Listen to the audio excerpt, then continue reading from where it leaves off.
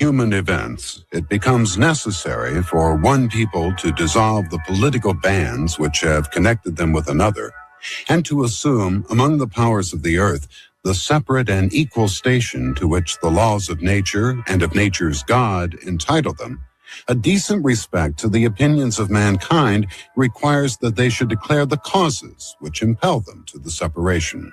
We hold these truths to be self-evident, that all men are created equal, that they are endowed by their Creator with certain unalienable rights, that among these are life, liberty, and the pursuit of happiness.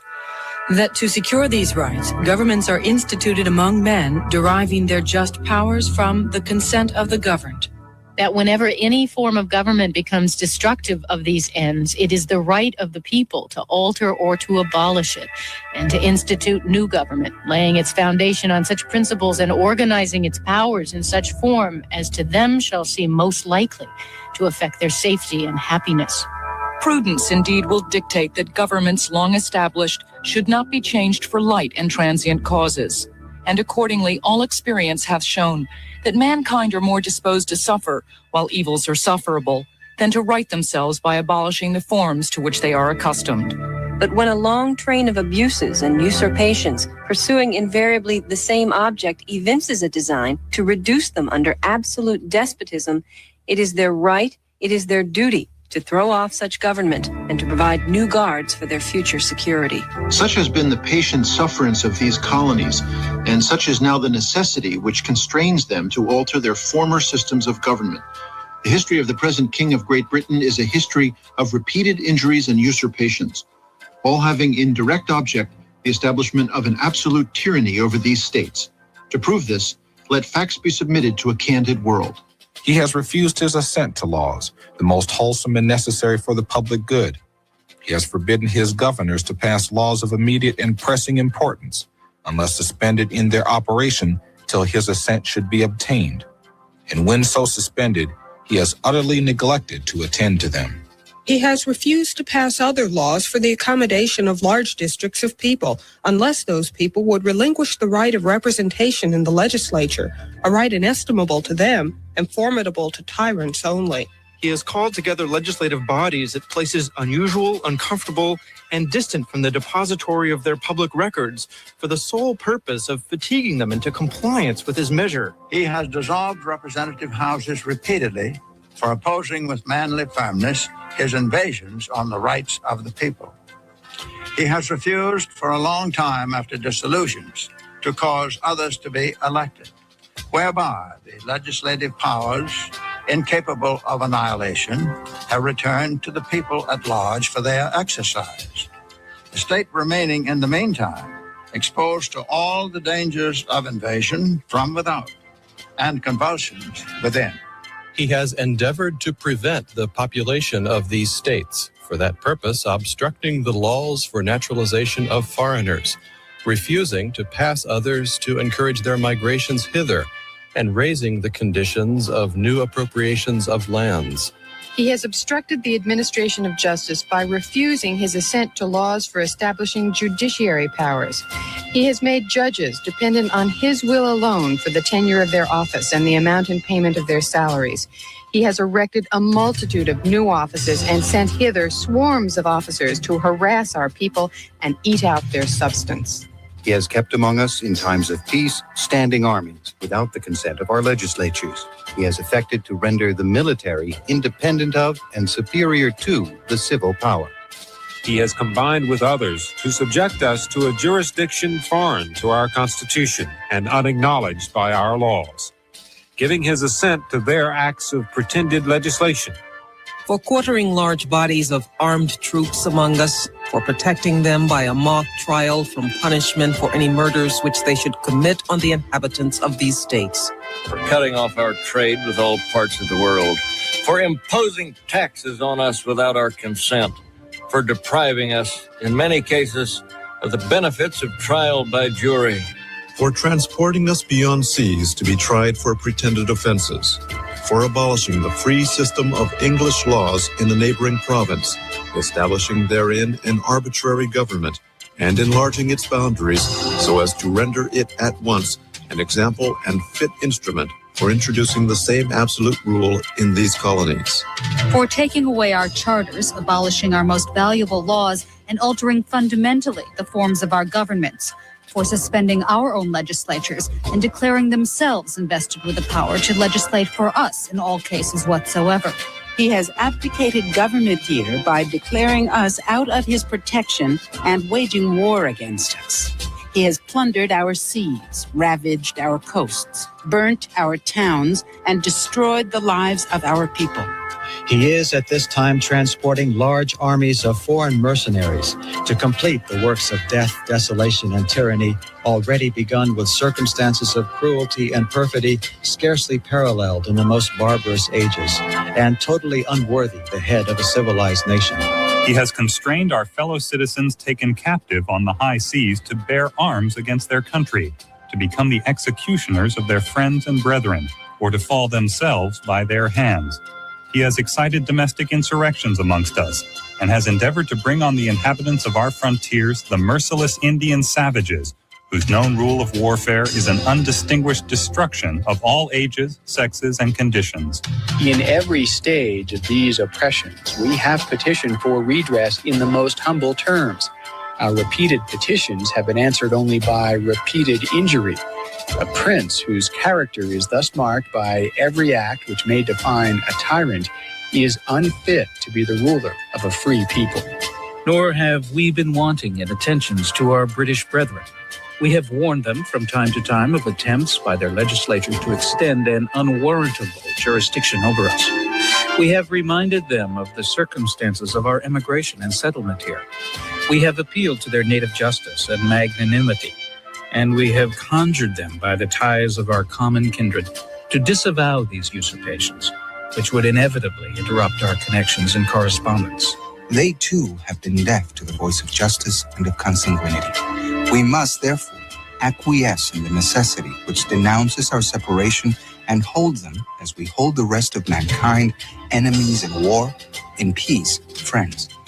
We, therefore, the representatives of the United States of America, in General Congress assembled, appealing to the Supreme Judge of the world for the rectitude of our intentions, do, in the name and by the authority of the good people of these colonies, solemnly publish and declare that these united colonies are, and of right ought to be, free and independent states, that they are absolved from all allegiance to the British Crown, and that all political connection between them and the state of Great Britain is and ought to be totally dissolved, and that as free and independent states they have full power to levy war, conclude peace, contract alliances, establish commerce, and to do all other acts and things which independent states may of right do.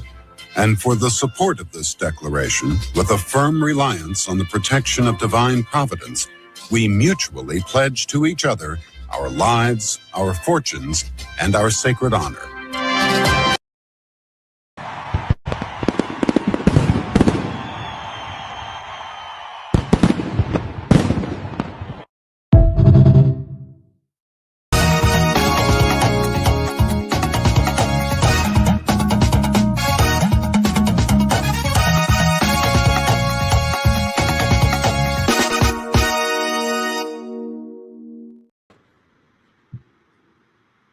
Hello, everyone, and welcome to ABC 247. My name is Rudolph Okonkwo. Happy Independence Day to those of you who are Americans who are celebrating today. Today is America's 250th Independence Day celebration.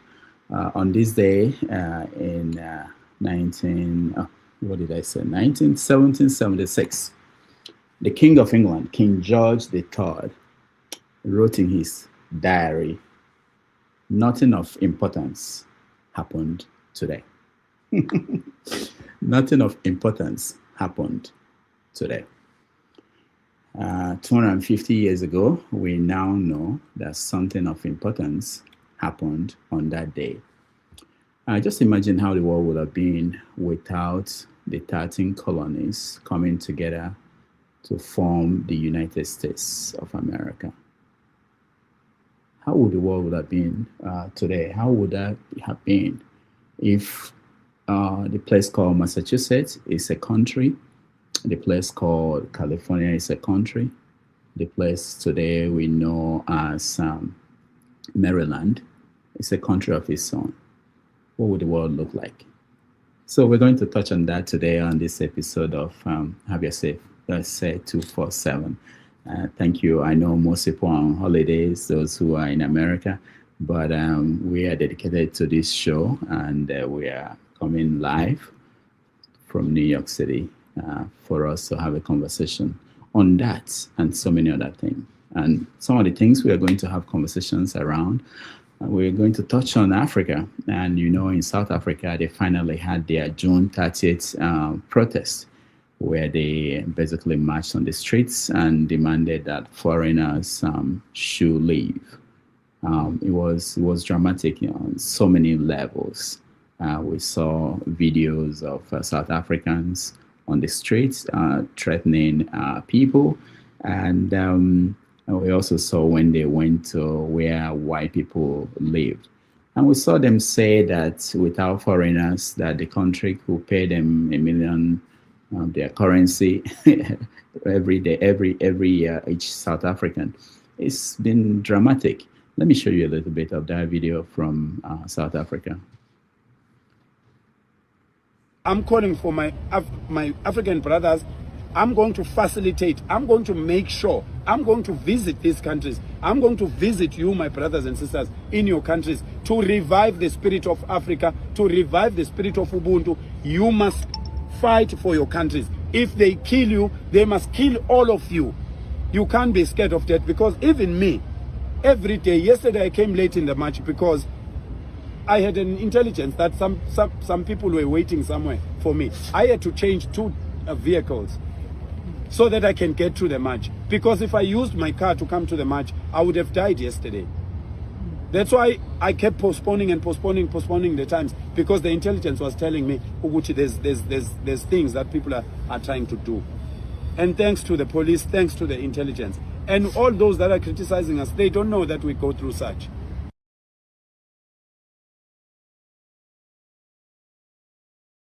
That was one of the leaders of the protests talking about the next move, going to African countries and convincing them to sit at home and fight for their countries. We're going to show you more videos from the protests, including when they confronted, when they saw white people, when they went to white neighborhood, and how that played out. In Nigeria is, of course, every week new drama. There's a big one that is going on. But before we see that one, let me play this for you. He contacted US. He called a meeting of the big officers. What he told them, I don't know. And I don't need to know. Because he's commander-in-chief. And when the commander-in-chief is giving instruction to his subordinates, who are you to be there? And after all, and I need to make this one clear, I don't support those who are accusing the president of not doing enough.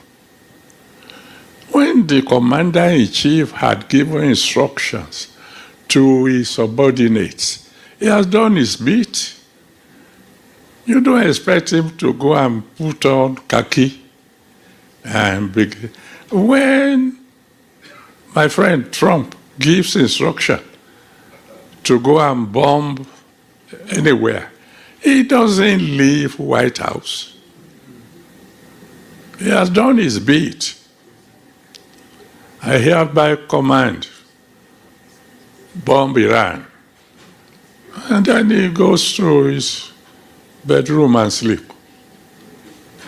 The rest is left to those who are supporters. So what he told the military officers, I don't know. All I know is that on Christmas Day, a bomb landed. Maybe just to let us know. I mean what I'm saying. But then, of course, the Iran war came in, and I think he's still busy dealing with that. He's almost finishing that now. So thank you that you you asked us to meet tonight, so that. All right, so Nigerians had a lot of fun with that video. It was unbelievable. We're going to discuss that. This whenever he speaks, and he speaks in this manner, it reminds people. We have people say maybe it's time to hand over to somebody else. But we're going to talk about that. Before we go on and bring in people, let me also point out that the president of the country spoke. Yes, they had something that was interesting. I didn't even know about this until today. They had what could be called what they do in Washington here, which is when the president visits the media, and they call it presidential, what is it called? White House correspondent dinner, something like that. So they had a similar event in Lagos.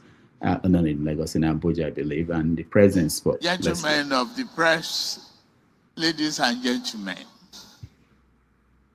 my dear wife, the First Lady, Yalakara.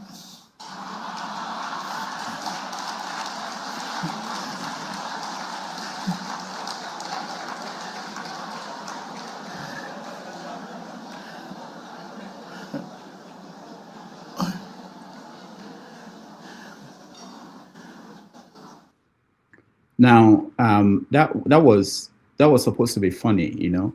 I hope it was funny for because there have been so much a blowback. People were pushing back on the way Nigerians were making fun of the First Lady for recommending that Nigerians should consider going into the business of selling akara. But the president said other things. Let's listen to him more during that speech. Oil and gas sector is attracting new investments, and the stock market has grown remarkably 5 times higher than in 2023. I have created wealth for some of your uncles and grandfathers. Through reform in taxation, fiscal policy, infrastructure, and the business environment, we are laying the groundwork for a more competitive, productive, and prosperous economy. The journey is yet complete. Challenges remain, but the path is clear, and the foundation for long-term growth are being established. On security, our administration has adopted a determined and multidimensional approach. So, Tinubu said, I've created wealth for your uncles and your fathers. I hope you guys, when you come in here, you check with your uncles and your fathers about this wealth. We need to talk about it. But it reminded me of something that Trump said this week also, when he was confronted about the $1 billion he made through crypto. Trump said this. Let's watch. Mr. President, your financial disclosure shows you had a very lucrative year last year. What message does this send to average Americans, especially those well, I don't get involved in my personal. We have funds that run my money. But you are benefiting. Well, I've made a lot of money before I became president, and they invest my money, and I don't talk to them. I don't even speak to them. So I have many people. I don't know what they call it, closed accounts or something. You put your money in, and that's it. I don't talk to them. They're big institutions, and they run it. But yeah, I've had a great career in business. I've had a great career. About conflict of interest. I don't know if I've had a better career in politics or business, but I had a great career in business. And you saw the cash, and you report the different things. And what they do is we gave it, I think it's called the blind account, but they take it. And I never speak to any of the people that run the money, but they're at big institutions and they invest in whatever they invest in. But critics will say you're profiting off the presidency. Well, you know why I'm profiting? Because the stock market's going up. Everybody's profiting. If you have a 401k, how's your 401k done? It's about up 85%. Thank you, President Trump. So we're all profiting. I'm profiting because I have a lot of money and a lot of cash, and I give it to institutions. I don't know if they know what they're doing or not, but they buy. All right. So Trump is also saying that because the stock market is up, he created wealth, just like Tinubu is saying that stock market is up, he created wealth. People should stop complaining. All right. One last thing. We have a scam going on in Nigeria. We have an agency of government that was not. I don't know how to explain this. Somebody opened 34 accounts at the central bank. Somebody had an agency he's running out of the secretariat of the federal government with 300 staff. Somebody had an agency that got some money appropriated in the budget signed by the president. I can explain this for you guys. Watch. APC administration, we have seen a scam in the right face of government. How did the man get a space in the federal secretariat? Yeah. But I mean, you know who the president you have to go to get a budget code. How a non-legal entity got a budget code. How they got in the secretariat. And central bank accounts. The central bank account, they said forgery. So is it that nobody flagged it in the central bank? This next story has Nigerians asking serious questions about accountability at the highest levels of government. The presidency has flatly denied the existence of the Presidential Foreign Intervention Promotion Council, which was ironically allocated 1.3 billion naira in the 2026 budget. In a statement issued by presidential spokesman Bayo Ononuga, the agency's alleged Director General, Prince Adeniyi Adeyemi, is described as an impostor who forged his appointment letter. According to the presidency's statement, Adeyemi operated out of an office at the Federal Secretariat complex in Abuja for over a year, hosting meetings with foreigners and Nigerian officials, and even attempted to obtain U.S. visas for his staff through a note verbal from the Ministry of Foreign Affairs. Chief of Staff to the President, Femi Gbajabiamila, alerted the DSS and the police in October 2025 about the fictitious agency, and Adeyemi was arrested at his secretariat office on October 27th. The police raided both his office and his home in Suleja, discovering 34 bank accounts, 9 opened in the names of his fictitious agencies, and alleged evidence that he fraudulently opened a CBN account by deceiving the Office of the Accountant General. Adeyemi was released on bail and now faces an 8-count charge, including criminal forgery and impersonation, and is due in court on July 27th. But I mean, you know who the president you have to go to get a budget code. How a non-legal entity got a budget code. How they got in the secretariat. And central bank accounts. The central bank account, they said forgery. So is it that nobody flagged it in the central bank? Is it that there was no second eye to flag it? How they opened TSA accounts? Let me drag in another. Sorry, wait. Drag it in. We talk about Senate oversight. Special prosecutor Jinika. Please take notes. We have a full committee that's supposed to scrutinize line items.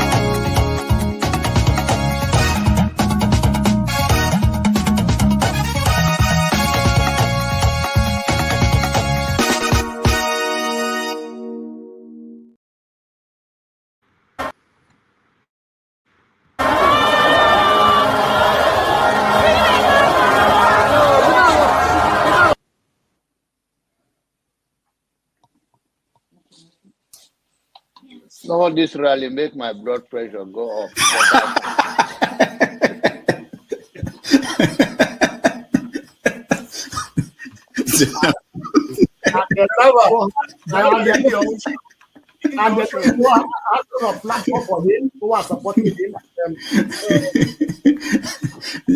So I should get a filter sometimes, filter your thoughts before you say. I'll continue to take blood pressure medication until Why are you getting high blood pressure, Janaba? Now, I'm not taking medication for myself. I'm taking it for people like Paul and some of you guys that after the January, February something, and then people like Soludo that is a good spoiler. I thank God for his life. He's working for my.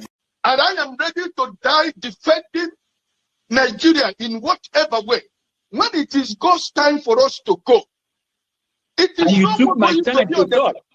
You are ready to defend Nigeria. I gave you my time. No, I'm coming. I'm coming. Alexi, hold on. You already started. What I'm saying, defending Nigerians is this. I gave him my time and he's using it to defend Nigeria. No, sorry. I'm sorry. I hope that Nigeria wins. I'm never going to wish any president evil so that I can say I told you so. No, I won't wish them evil. I hope. You see, I'm not praying. There's no point. I can't pray for Nigeria to be fine. I only hope that Nigeria wins and Nigerians win. Because if you choose a dodgy doctor who has a dodgy record, who has, all sort of accusations leveled against him to say, this doctor, we think he's done this, or this doctor, this surgeon. Yes, he's a senior surgeon, he's the most whatever surgeon, but there are a lot of accusations leveled against him. If you choose him to operate on you, and you tell me to pray for you that it doesn't kill you surgery, what's the point? I can't pray. You might make it, you might not make it. My prayer won't change anything. So I hope Nigeria and Nigerians win during Tinubu's 4 years. Thank you. Thank you. Uncle, right? I have the right to address Showore the way I like. You don't know what Showore did to me. So learn to control your emotion, right? That is the only thing I'm going to tell you. But if you don't want to control your emotion and you insult me here, I'm going to insult you 100%. Okay. You understand? You cannot insult me on a normal ground. Physically, you can't insult me, right? I will treat you like a child. If you insult me physically, I will handle you like a child. I don't care your age. Do you understand? You are powerful over the camera, so you can say whatever you want to say, but you can't dare say it to me physically. You understand? I will handle you like a kid. I'm not joking. You understand? So learn to control your emotion. You understand? Okay. Please don't take him out. I also have a right to respond because you mentioned my name. There's no need to take him out. All you have to do is to meet them or something. And you're taking too long to manage them. Comment. What did you say? Comment. I know, but he mentioned my name, so I'm asking to respond to him. When he gets your time, No. He mentioned my name. If you want to make it rowdy, I will take you out. Take me out, you son of a bitch. Take me out. You think you're a big boy because you're moderating. Take him out, please. Hello, come on. Don't use such word now. Don't forget, that state is now an oil-producing state. So they now have derivation, if you are not aware. So if you want to speak for anybody, please do not defend a character like Yabelo. Please do not. Okay, let me respond to him. 1 second. Do not defend a character like Yabelo. Do not. All right, thank you, Mohammed. The people of that state. Can I respond to him? No. Then go to hell. Rudolph, go to hell. All right.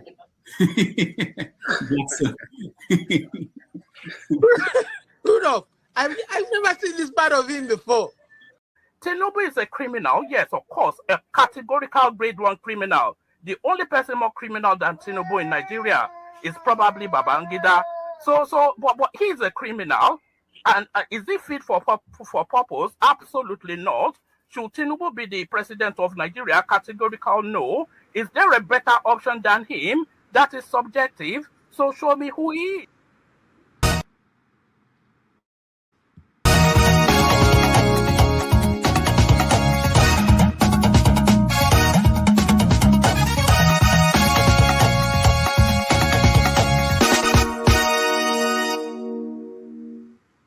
All right. Once again, thank you so much for joining us. It's Saturday, July 4th, 2026. It's a holiday here in America, and we are waiting for President Trump to speak to the country. He did one last night from Mount Rushmore, and he will speak again later on today, the big events in Washington, D.C. But we're here and we are going to have our normal show when we talk about issues concerning all of us in Nigeria, around the world. For those who may be interested in knowing that President Bola Tinubu is going to meet Trump, according to our ambassador, we have a new ambassador here, Kayode Are. He's promising us that that is going to happen very soon. So that will be a game changer for all the calculations. And we also know that the soldiers in Nigeria, American soldiers in Nigeria, they've been withdrawn. Most of them have gone. We don't understand what's going on. We can talk about that for us to put it in perspective. The state police bill that was passed by the Senate and the House, they just sent it to the states. So they are going to wait for 24 states in Nigeria to approve it. Then they will forward it to the president, who is most likely going to sign it. For this week, the person in trouble in Nigeria is Gbajabiamila, Femi Gbajabiamila. He is the person at the center of the scam that is going on in Abuja about that agency and Prince Adeyemi. We will get to that and all those stories. So thank you for joining us. If you are watching at home, please like, share.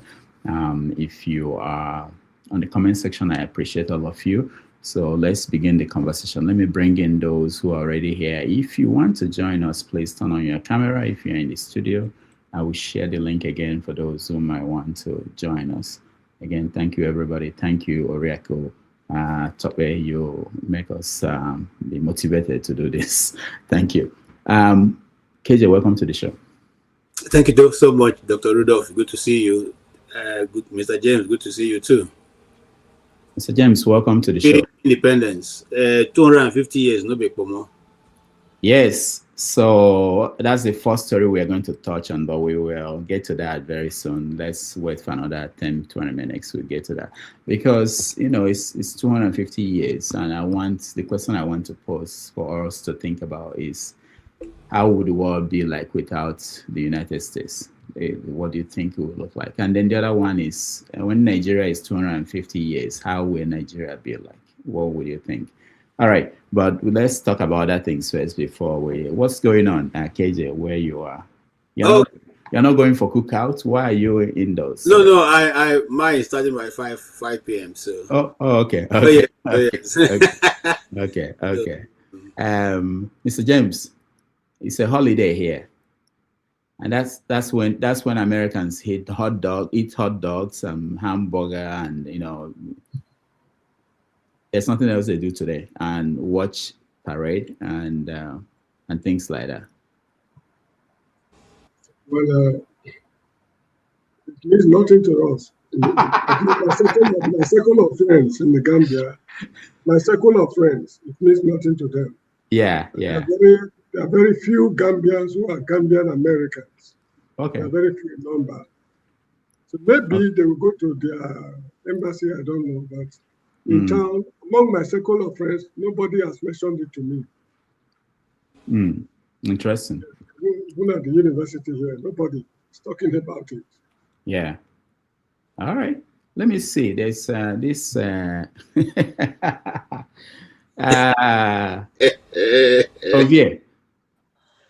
Yes. How are you? I'm 250 years strong. Yeah, I could see. Are you in Texas? Yeah, I mean, you can tell. Okay. Unlike KJ, who is still asleep. No, the contrary is 1:30, and but the problem here, Rudolph, is the heat. We have 107 now. 107. Wow. Yes. It's all over the East Coast. That sounds like normal for Texas. Yeah, we are not used to this here. No, we're not. We're not like you guys. We're not used to it. We're the real bread, you understand? You guys are bush people from.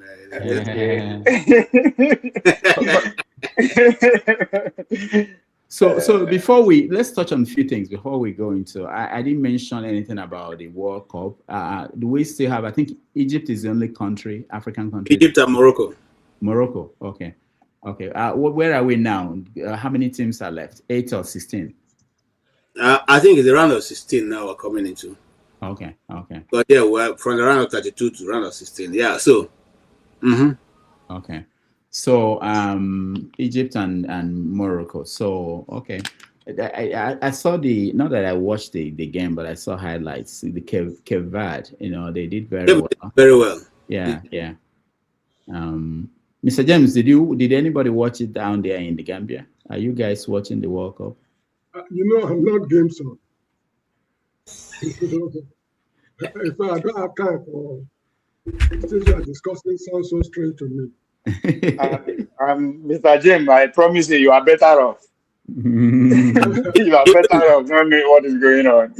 I decided to. I watch only national teams, Rudolph, if you want to know, because I got so disappointed with Nigerian team that it was almost giving one heart attack. So I said to pull away from watching anything that has to do with all this. So I only watch national team where I don't invest any emotion or interest. Whoever wins. I don't care.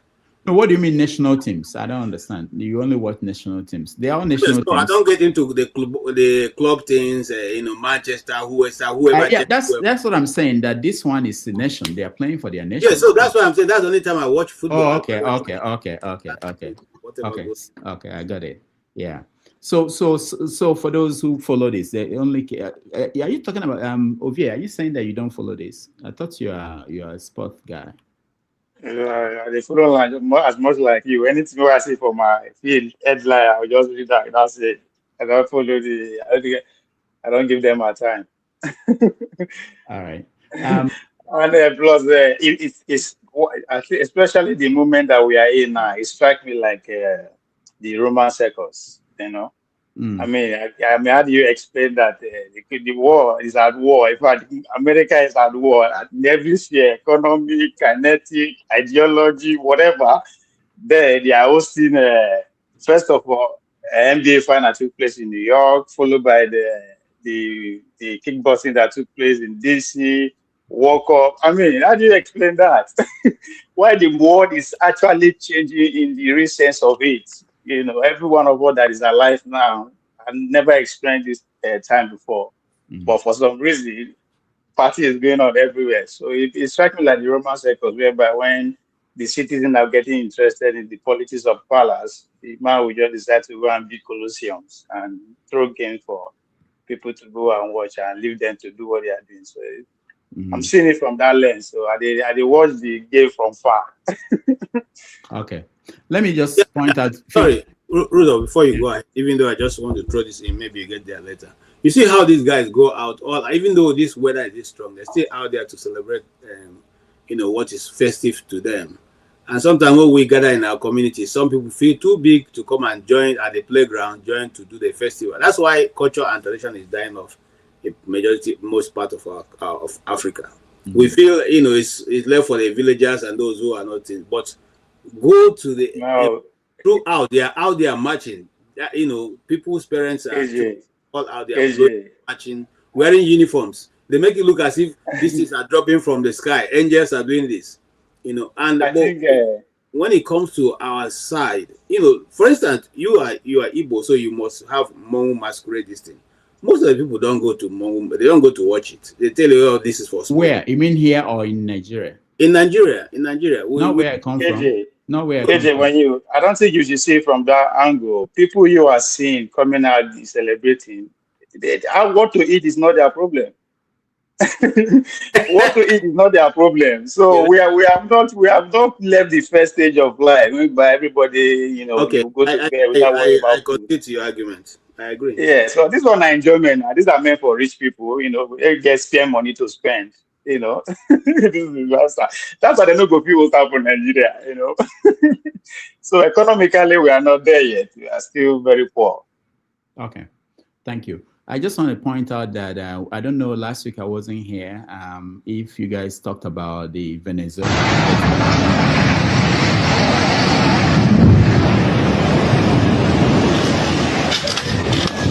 that they deliberately brought it down. I've been like, okay, earthquake, sorry. The earthquake in Venezuela. It's been 10 days, and almost, I think, about 2,000 people dead. One of the horrible things about what happened there was the lack of equipment, the ability to rescue people, people screaming under houses, and nothing to help I think them. the campaign should start for the international community should start campaigning for their president to be released, at least, if not for anything. That's not the first place to go. It's about how we run the world. That a natural event like this that we know could happen in different parts of the world. There's no contingency plan for countries that do not have this skill set or the equipment to deal with that. You think about it, if this should happen in Lagos, buildings collapse in Lagos, and there's nothing. We don't even have. It's not. But who are you going to blame, Rudolph? You blame the UN, who that's supposed to be. No, not the UN. Don't give every job to the UN. No, Dr. Lameji is talking about preemptiveness. Hold on, hear me out. So who's supposed to set up the contingency plan for another nation? No, you can say that countries of the world, this is what happened after that incident. When it happened, America, even Spain, Brazil, everybody, they started saying, okay, we are going to send people to come and help. This takes a long time to put things together, equipment, and move them to Venezuela to be able to help. Okay, this has been going on in Haiti, happened in other places. I'm just saying that someone will have to come together, bring people together and say, what do we do? How do we have a contingency plan, a rapid response group, anywhere it happens that we can easily go and help people? That's okay. But I think that is. So I think what you are pointing out is at the heart of the ongoing World War II. The conversation is going, how do we have one, I won't say one world government, but one response to pretty much disaster and how to take care of, things that go out of cellular pandemic. I think this falls into that category too. How do we have one response that no matter where it happened, before we begin to say, state government or regional government, that particular entity has swing into action. I think that's what we are talking about. I think if we lean into the left or the Democrats or the socialists or whatever who are agitating for multiculturalism, I think that's at the center of their campaign. And I believe one will win at the end of this. This is beyond all these wars you fight. I'm talking about people dying, especially this kind of death where you might be alive under a building that collapsed. Yeah. But we can't stop. We can only stay proactive. That's what you are saying. How do we stay proactive?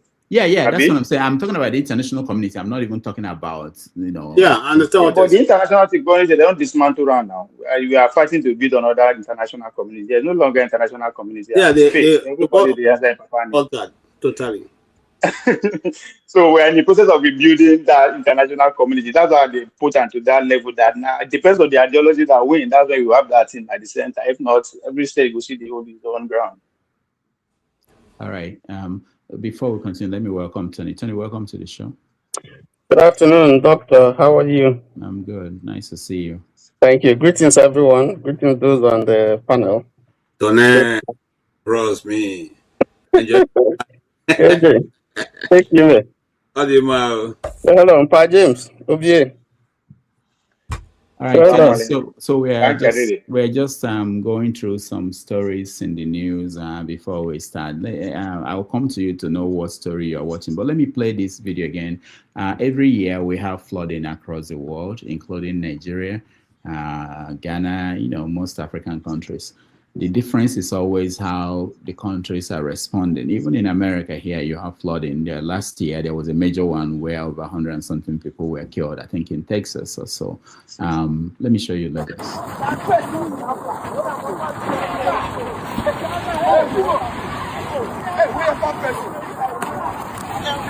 There's one they show, the water swallow houses, they're drawing out the kids. I think they're lifeless.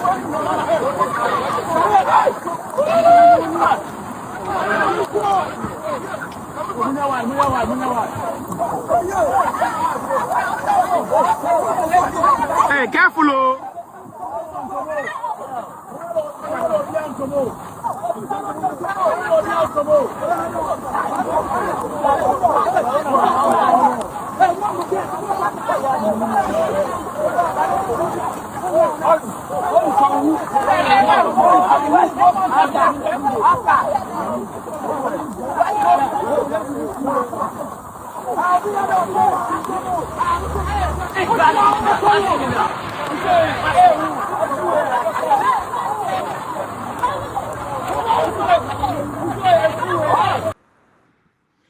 All right. In Ghana, I saw a video of their own flooding in Ghana, and the president of Ghana took a helicopter and went around to see what happened, the damage, and spoke to the media.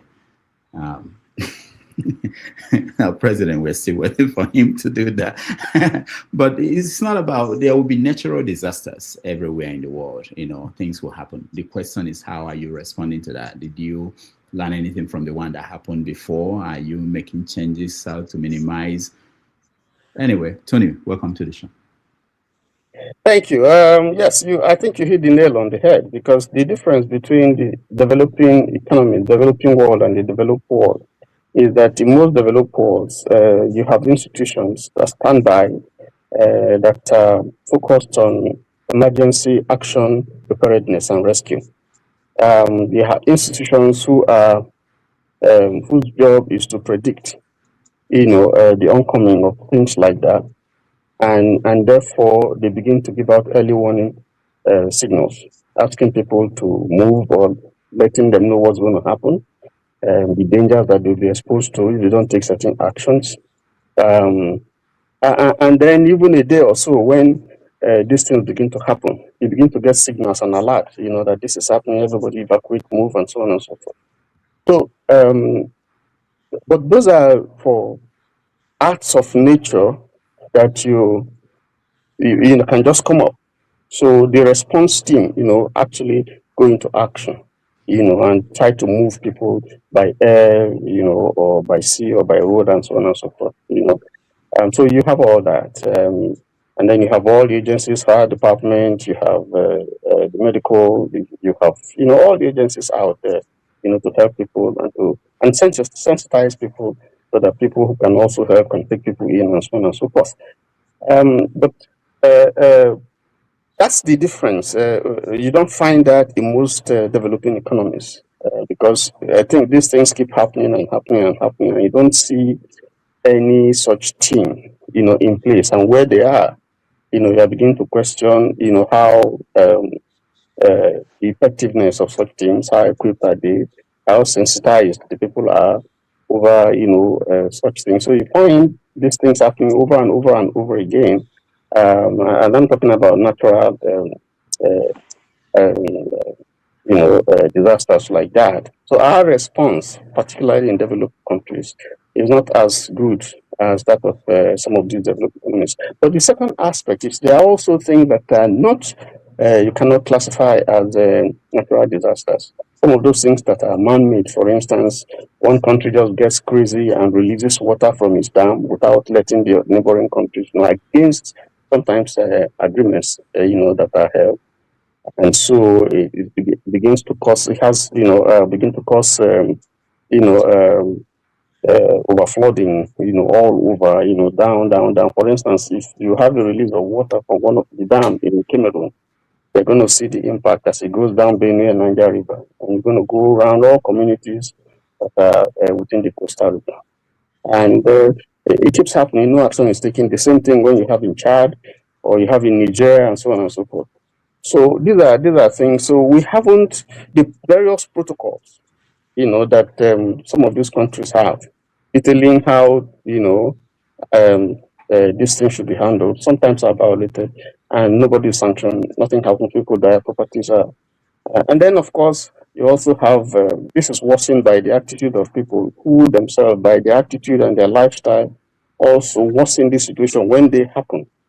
People build, town urban planning and laws and so on are not strictly followed.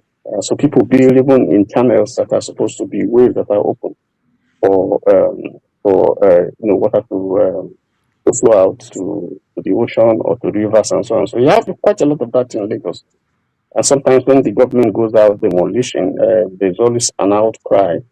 But if you look, sometimes these are places where people build that are not approved, that are waterways or seaways or channels, So from our practices, the way we dispose of garbage and of course, sometimes government's fault not enforcing the sanctions.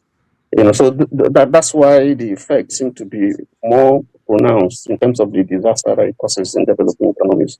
So these are some of the challenges. Keeps happening, we don't learn, and keeps happening and happening and happening. I don't know. So that's part of the problem. So you can categorize them into there are natural disasters, fires, hurricane. We're lucky in Nigeria, we don't have some of all those wildfires, hurricane, tornadoes and so on and so forth. Over flooding. We have in Louisiana sometime many years ago and causing quite a lot of stuff. So, but there is also one that is not naturally induced. It's due to acts of human acts, and that's even the worst. So those are two categories. How we manage them is what makes the difference between what we see in developing countries and those countries that are kind of developed. Thank you, Tony. I know it's your area of you specialize in this area, so you can talk a lot about that. This is what the government did after the incident. I think it's the government that did this, or some concerned Nigerians. But this is, the kind of message they are sending out, that when you throw out trash, anyhow, they go to block drainage systems, and then it will lead to flooding. This kind of mess. I think we need to understand one reality too. We have overgrown the facilities that we have. What facilities that we have? What facilities? Okay. So if we don't get at all before, it don't work. No, wait. No, I'm not saying no. That. Okay. I want to know what you were referring to. Because I can tell you. Hold on. I can tell you that I'm not sure there is a place, trash can, for you to drop in trash in this place. If this is Oshodi, let's say this is Oshodi, I'm sure there's no place. And if there is, I'm sure the person that should take out the trash is not taking out the trash. If you look at the process, I think it's more than just passing across a message like this. It's also about lack of consequences. If you go, but Dr. Damage, before consequences, right? I'm talking about facility, infrastructure facility now. Let's even go to started from private, especially the city, Lagos, for instance. The houses that were built for 10 people before, we still wait with gutter that at least we accommodate 10 people. Now we have 30 people living in there. Street that accommodate 100, we have 300. Local government that accommodate 1 million, we have 2 million. So no matter how they provide all these things rich, we go to overfeed them. So there's always going to be debit of all this debt everywhere. I'm not making excuses for them. I'm just saying that the facility that we have in place to control all these things is not rich again. We have not doubled our population over the last 20 years. We have added under 120 million people. So what do we expect? So everything is congested. No matter anywhere you go, from villages to the cities, everywhere is congested. And there's no plan to even how to manage all these things that you are talking about. Let's say they collect all the trashes now, where they want to dump them. There are no government or private facility there that convert all these things to the, yes. Okay, the issue is not population will always increase. It's increasing everywhere. So that cannot be. So are the drainages, so are the facilities that you build. No. But we know they increase all those things. Hold on. It is more the management of your infrastructure and the institutions that are supposed to deal with this sort of a thing. If you have planning laws and they are violated, it has nothing to do with the population. If you have planning laws that are not enforced, you normally will have urbanization. But if you have drainages, you have planning laws, you have people who violate, areas where you shouldn't be, areas that are drainage channels, you would have this thing, whether the population is small or not. Two, some of these things that they throw away, they call garbage. This is money that is wasting. This is investment for some people. that you can turn around to make money. So there are quite a lot of things that you have to put in place that are not in place. Okay, this we are saying the same thing. Whatever you put in play, you have to make sure you double them. If you don't double them, you cannot meet up with the population surge. There's no way possible. If you live in estate in Lagos, for instance, all these Ajao estate, the Bowsing estate, everywhere they smell because all the sewage is done full. Now, where you want to evacuate and go, which is the end part that we are talking about, the facility that will transform the waste to the next level of use is not there. But most importantly, got away they accommodate 10 people waste before. Now they accommodate 30 people waste, which there's no end point. The end point has nothing has been put in place. So what we have to factor in the population increase. We know say population increase in 10% or 20%, 100%. That's something to factor into any planning we are talking about here. You know, increase by 20% or 30%. It double over 20 years, one generation. That's a number on the facility that we have on ground. If there's anything at all, you wonder why our road they break, no matter how the entire reach. Now overload. Okay. All right. Ovie, thank you. We haven't started the conversation on any of the topics. I just wanted to point out a few other things. Let me do one more.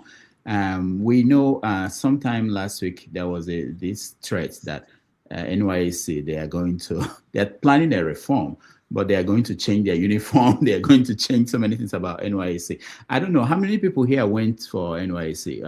KJ, did you? Yes. Okay. Mr. James.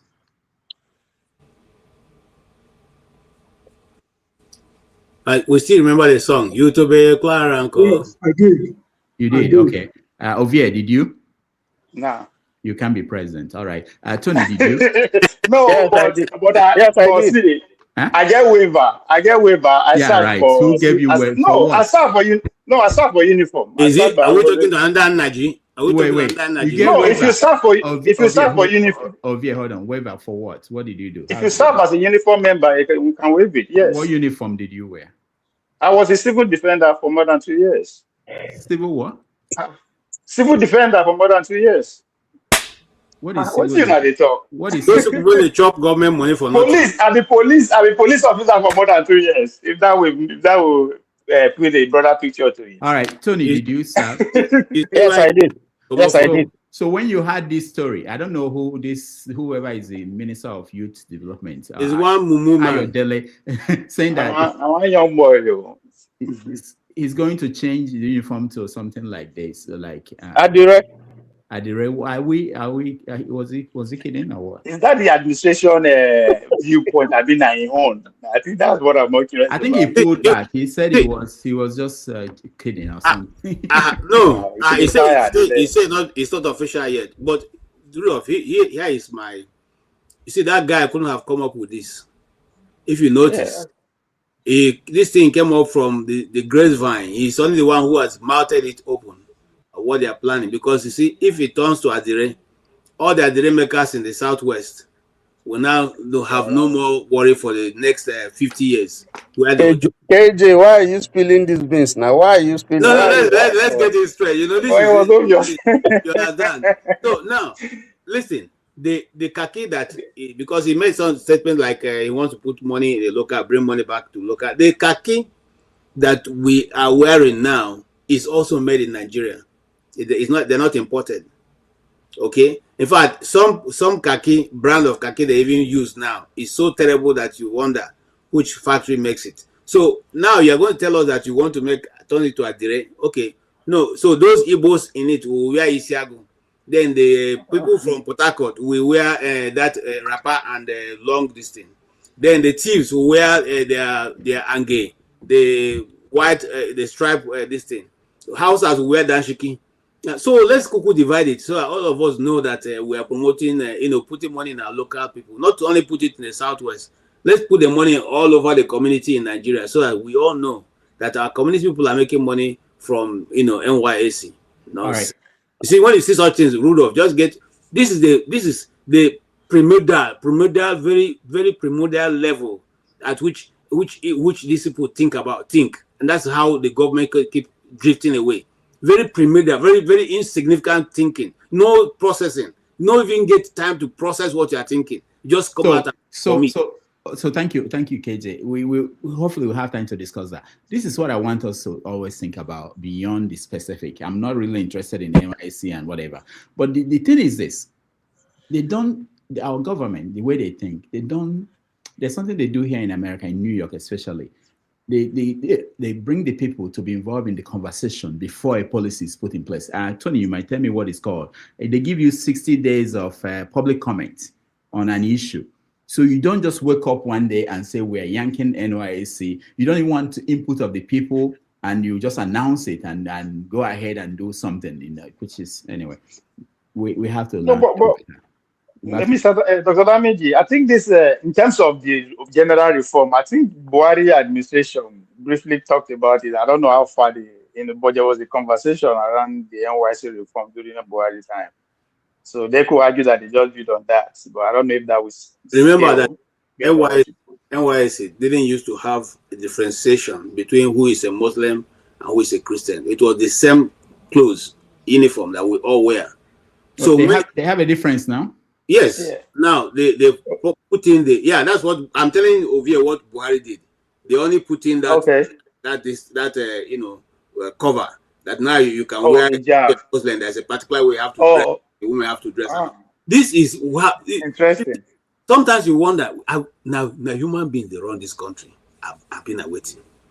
They even want to take that nonsense to the military and other places, but those people probably didn't accept to the high extent. So when shall we stop? Okay, KJ. Dr. Damages, I think what we should be looking at more in terms of NYSC is looking at the reasons why the NYSC was started in 1973 by Gowon. What was its intention? What was the motive? Now, if you look at today, can we still say that is serving that motive, or that whatever is the reason for which the NYU was set up? I think those are the things that we particularly need to look at. Because today, if you look at the NYSC program, a lot of people will tell you that it's just a waste. Because it has I'll leave its usefulness. Yes. That's how they say. But yeah. I think what might be needed is that reform to change it. Any just like cars, they update the model and they change things. There are needs to change some, reform some things, especially with the reality of the country. If you say like some parts of the country are not safe for people, most people to go to. Mr. James, we are not talking about NYC. I don't want us to end up talking about it. I want us just to go ahead, briefly touch before we go. The issue is that it's not NYC that requires reform. The entire country should be revamped. You're right. You're right, James. The entire country. But we have to start somewhere. We can't start from the entire country. We can't start from the entire country. You can't close down the universities and say we are reforming the country. School will continue. The National League will be, soccer will be going on. Everything will be happening. We can't stop the war to reform Nigeria. Okay, quickly, one more thing I need to touch before this is Aisha. Aisha Buhari. The Aisha's people came out to, I think they are trying to claim their karatin that she started it wasn't Remi Tinubu, that she actually did it herself. But anyway, people had a lot of fun with it. But I have a trouble pattern here that people are not seeing with this our first lady of a thing. If I remember very well, about 10 before how many years ago, during Patient Jonathan, when she cried when they kidnapped two girls, and she said she used the famous phrase, "Now only una waka come," and the whole country begin laugh at her, ridicule her. Fast forward to today now the whole country they cry, say that they kidnap their children. Now this woman is talking about, she will lay an example by to start a kind of business and all those kind of things. People who go school take it as an offense, forgetting that people will know where they are at this level, not that many pass. But most importantly, I will not be surprised. 5 to 6 years from now, people go they cry and you have to pay to even register to sell their car, because the hardship that is coming, people are not seeing. The word that is coming, people are not seeing. it go worse too. So it's good to laugh at her at this point, but in the future, I'm talking out of experience. All of us laugh at the patient Jonathan when she was crying over these kidnapped girls. They laugh at her because she knows how to express herself. But today, the whole country, the whole country is crying. So go and attack Akara business. Yes.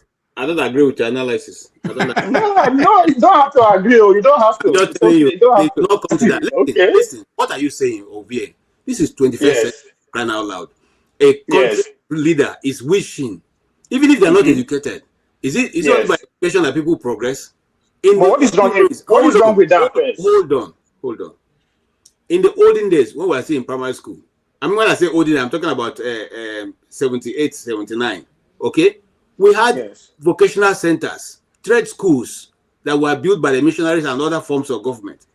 So that those who didn't go to school or who were not, who didn't have the opportunity of even learning, who are past the age of learning, went to those vocational schools. They learned carpentry. They learned all kinds of things. Okay? Now, what stops the government from re-establishing that? Those are other asking people to fry akara. The same akara woman you're talking about, tomorrow if he puts out her frying pan at the street, look at what's going on in Abia. Look at what's going on in my question still remains that my question I ask you, what is wrong? It will never I heard you now. What is wrong? What is wrong in doing that? Hold on. You see, what is good for the geese is good for the gizzard. Okay. Now, if Uremi Tinubu is recommending that Nigerians now begin to fry akara because or kuling ashikola. Now, how many of our relatives are frying akara and selling kuling? They cannot fry akara. They are not, see, that's the problem we are having. So, hold on. Hold on. Now this is here. Wait, make I talk now. You keep jumping in. Now this intellectual of 18, they make us they think like this. Go ahead. Finish. Listen. All I'm simply saying is, why God has given you an opportunity to be in a position of leadership is for you to be able to craft a way forward. It's for you to be able to show the people a place that you are taking them to. Are you saying that you are taking Nigeria to a place of selling akara? That's what we are going to get in? No, you are showing them a destination that they are not able to imagine, which will bring them to another level. No leader who comes, look, you keep beating. See. Our problem. Hold on. Our problem. Hold on. Is it by pointing at people backwards or pointing at people forward? See, so frying akara na backwardness. Yes. Okay, that's fine. See, this explains exactly where we did. This explains exactly why I go to support prisoner of Pablo when you start speaking English. There is war at stake. People do not understand. Because you go school, you teach in so everybody for country will be. If you are too big to fry akara, that doesn't mean everybody of our village is too big. You they compare yourself with the president family. That is the most delusion I ever had in this life. And they compare yourself with them. Keep comparing. Thinking that one day your children will be like that. You know what ever happen. That's our reality. So there goes in Nigeria we're fighting for. Rudolph, you see where we're totally divided. Are you fighting for Nigeria? Hold on. You are fighting for Nigeria. If you are fighting for Nigeria, you will not be discouraging Nigeria for taking up a. If you are fighting for Nigeria, you will not be discouraging Nigeria for taking up a legitimate endeavor to earn a living. You will not be doing that. If your school where you go should be able to sit you down and say, how do I innovate from frying the street to the next level? That's what education is about. But we are miseducated to think that doing all those things, we cannot move forward. That is how we develop. Everybody no fit go school. Everybody no fit go those doctrines we are talking about. We are talking about the population that has doubled over the last 20 years. And you think everybody will be engineer, doctor, and all that. You are deceiving yourself. You might disagree with all their policy, but guy, that's what you have as today. Okay, thank you. No fry akara. Don't worry. See now here we dey now. We are na country we dey. If you allow me 1 minute. No. Okay, go, guys. We have not even started. You guys. Okay, just 30 seconds. You see, any nation or any people that will go forward is the ability of the person who is at the throne of the stool to be able to see beyond every other person. The moment your vision is not able to move the people forward, the country is going nowhere. You cannot tell me Nigerians are among one of the most educated in the world. You cannot tell me Nigerians are out of every 5 black person, 2 may be a Nigerian. You cannot tell me that the only way we can move forward is by pointing at people to start frying akara and making. How do you explain? How do you explain? Are you saying, my brother? Leave that thing alone. Okay. How do you explain the revolution that is taking place in America today? Nation, was trying to encourage the youth, and she was talking about the things, because we must change our work attitude. Everybody must be working, like in China. To retake our country, everybody must be working. Everybody must have something to do. My mother was selling akara. My mother was a farmer. My father was a farmer. But it doesn't necessarily mean that having used that to train me, that, I will continue to farm at their scale. I will continue to sell akara at their scale. Why do we make, joke of every genuine advice? Will everybody be a banker at the same time? Will everybody be obedient movement at the same time? No. So let us, be serious, for once. This is very important. All right. Doctor, there's a revolution currently. Hold on. Doctor, there's a revolution currently happening. In America today, there's a revolution currently happening. They are going back to tell their citizens to go and learn how to do plumbing, carpentry, and all those kind of jobs. Why? Because of the incoming revolution. You, when they say you be doctor, you be analyst. Good Lord, let's see how far you go. Americans, the most prosperous nation on earth, the biggest economy in the world, are telling their citizens, you better go and pick up carpentry job. You better go and pick plumbing job. You better go and pick a carpentry job. Today in America. Okay, calm down. Is carpentry profession? Mm-hmm. Is carpentry a profession? Is carpentry and plumbing a profession? Is selling akara not a profession? No. Answer the question. Is it a profession? No, they are profession. Every job that gives you money is a profession. Yes or no? Yes. Or no? Yes. And then you will get certified here in America. Certificate now, you might be the giver. We can create certificate. Calm down. No, you see. Your argument doesn't make sense. You want to listen to yourself only. You are listening to yourself only. Calm down. You have spoken. Okay, listen to my nonsense. I ask you, is carpentry and plumbing a profession? Yes. Every job can be a profession, yes. And then you will get certified. You are in the US. Can you do carpentry without being certified, without going to? No. Can you do carpentry or plumbing without being certified? No. Yes. No. In America? Yes. No. You are a liar. I am living evidence. That is what I do. You are lying to yourself, Ovie. If you are in America, hold on. Don't tell me that. If you are in America, to do carpentry, you have to be certified. If you are a plumber, you have to be certified. You need a certificate.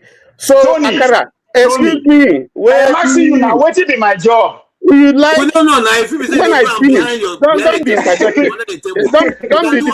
Don't interject.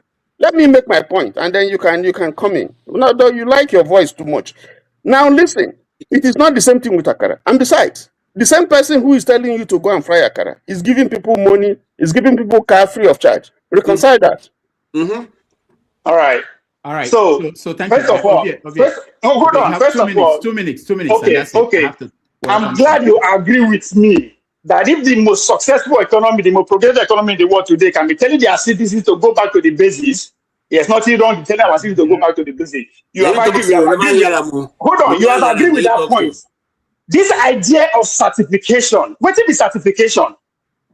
Of way day here, we can agree to turn this place to a company and an institute of learning. We're going to issue certificate. Anybody will come here. That is why you are going wrong. That is why you are going wrong, because you have a president that does not have a certificate. You have ministers who don't have certificate. You have people who don't go to school. That's why you are having this problem. Take your advice. All right. Okay, thank you. We have to. Thank you very much. Thank you. Let me welcome to the show. Sola, welcome to the show. Yeah, good day, everyone. Yeah, how are you? Yeah, I didn't want to join, but Ovie made me join. My brother, you are from Edo State, me are from Ondo State, so we are aligned now. But let us look at it from a perspective, even though Dr. Davinji said we've not started. The president's wife was not just saying people should go. He was more or less insulting. She was insulting Nigerians. She was insulting Nigerians' intelligence. And at the end of the day, it's not that maybe selling akara or selling kuli is bad. What people are asking for is for them to fix the country. And you've not even come to the scandal. I mean, today I was just listening to a lot of a last song, and it's more or less a repetition of what he has been saying since before I was born. So see, Ovie, nobody is saying akara and kuli is not good or bad or something. No, she was just literally insulting the sensibility of Nigerians. That is all she's just doing. So don't over kill it what Mr. KJ is saying or what every other person is saying. So I'll just use the floor. That's how you took it, and there's nothing wrong with that. All right. Thank you so much. Let me come and say hello to Chris. Chris, how are you? I'm good. So good evening, everyone. Good evening. Who brought you? Sometimes I listen. I always like to listen at the background. All this, everybody trying to say whatever they feel like saying, forgetting about the problem of Nigeria. Because what it is like this akara. They keep on giving you people something to talk about, and then everybody keep on ranting and do whatever they want to say. But the real problem of Nigeria remain unsolved, remain untalked about. So nobody talks about it. Chris, which is what? The problem of Nigeria is so much foundational. Everybody knows that there's no Nigeria. I mean, we need to sort these things, people out in Nigeria. All right. We can't continue like this. Okay. Every time you keep on telling people here, you keep hearing people, Nigeria corruption, leadership, this or that. How could you say these things? One is the country that have produced Awolowo, that produce Ahmadu Bello, that produce Azikiwe, that produce Akanibiam. They tell us it's the problem of leadership. Who is P2B and all the rest of them that are compared to these people? And yet the First Republic fell on their watch. So there's something wrong. When an enterprise was formed, it was formed for a reason. If you want to have a country, then you build a country.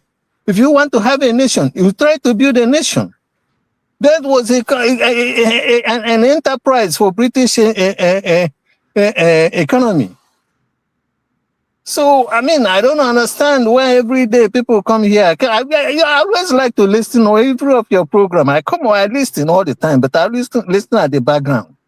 But nobody talks about the problem, the challenges that geographical area face as of today. All right. So I wish that will be something that people should be thinking about and start suggesting how can it be solved. Thank you, Chris. For me, when I saw the First Lady talking, I was more interested in where is she getting the money that she's sharing. I wasn't worried about who is getting what and where is the money coming from. But you want us to forget about all those things and talk about foundation. So, which is that's why I like this conversation. People come from different angles. Patrick, welcome to the show. Nice to have you. Hey, thank you, Mr. Dr. Damage. This is my first time of calling in. I was kind of drawing with the man Ovie talking about the First Lady's policy on Akara. I was just like, what is this man talking about? At this level, a former senator talking about Nigerians frying Akara. Like the other man said, Mr. Shola, the Akara is not a big deal. If you go to Pakistan, even in Israel, you see people with, shared frying. It's no big deal. But what kind of economic model is it talking about? When in America, kids are getting certified from high school. I have a daughter, my last baby became a pharmacy tech from high school, passed the certification in the States, went to go and do his PhD. A friend's daughter finished, got a full scholarship to go and do PhD. So what are we talking about? People are going to STEM, tech, certification. You don't have to go to university directly. That's the way the high school is being structured now. That they will go to technical school, you get certified, you can get a job from there. If you want to go to community college, if you want to go to university, you can do that. What are we talking about? We are even backward. When I was in my business school, one of the professors in America was in China for 25 years with his wife. This man will take you to a village in China where people are producing with the population. So I don't know where the government they are just throwing money away. There's nothing happening in education. You are talking about NYC without reforming our education. People are jobless. You see kids here in America working 2 jobs. They don't want to work. I have kids in college. They have job right now. 2 of them have job, have their car, they are settled. And what is wrong with the country? All this giving just so people are begging because people don't have job. What's it called? First lady buying their car for people. Where did she get the money? Is that what we want? Is that an economy? I'm just so tired. All right, Patrick, thank you so much. Don't be tired. We've been here for years and we continue to come. I hope you will join us. We don't get tired here. Thank you for having me. Thank you. Masca, I will let you just weigh in before we want to start with the matter of Prince Adeniyi. I think it's fundamental to Nigeria today, understanding the country. But go ahead and whatever brought you in, or whoever triggered your interest, let us hear. Well, let me be very honest. I did not plan to join. I wanted to be listening and watching this Moroccan football. But when I saw Chris talking, I was thinking he want to go to the, what do they call it, ethnicity. And today I was telling myself that, no, look, this man today, I want to challenge him with his ethnicity. But as God will have it, the man didn't go there. So I'm disappointed in myself. I joined because of that. But well done, Chris. You outsmarted me. So let me lie that I have anything to say. Thank you. Master, don't put up your arm yet. Don't see your AK-47 on the table. It's not over yet.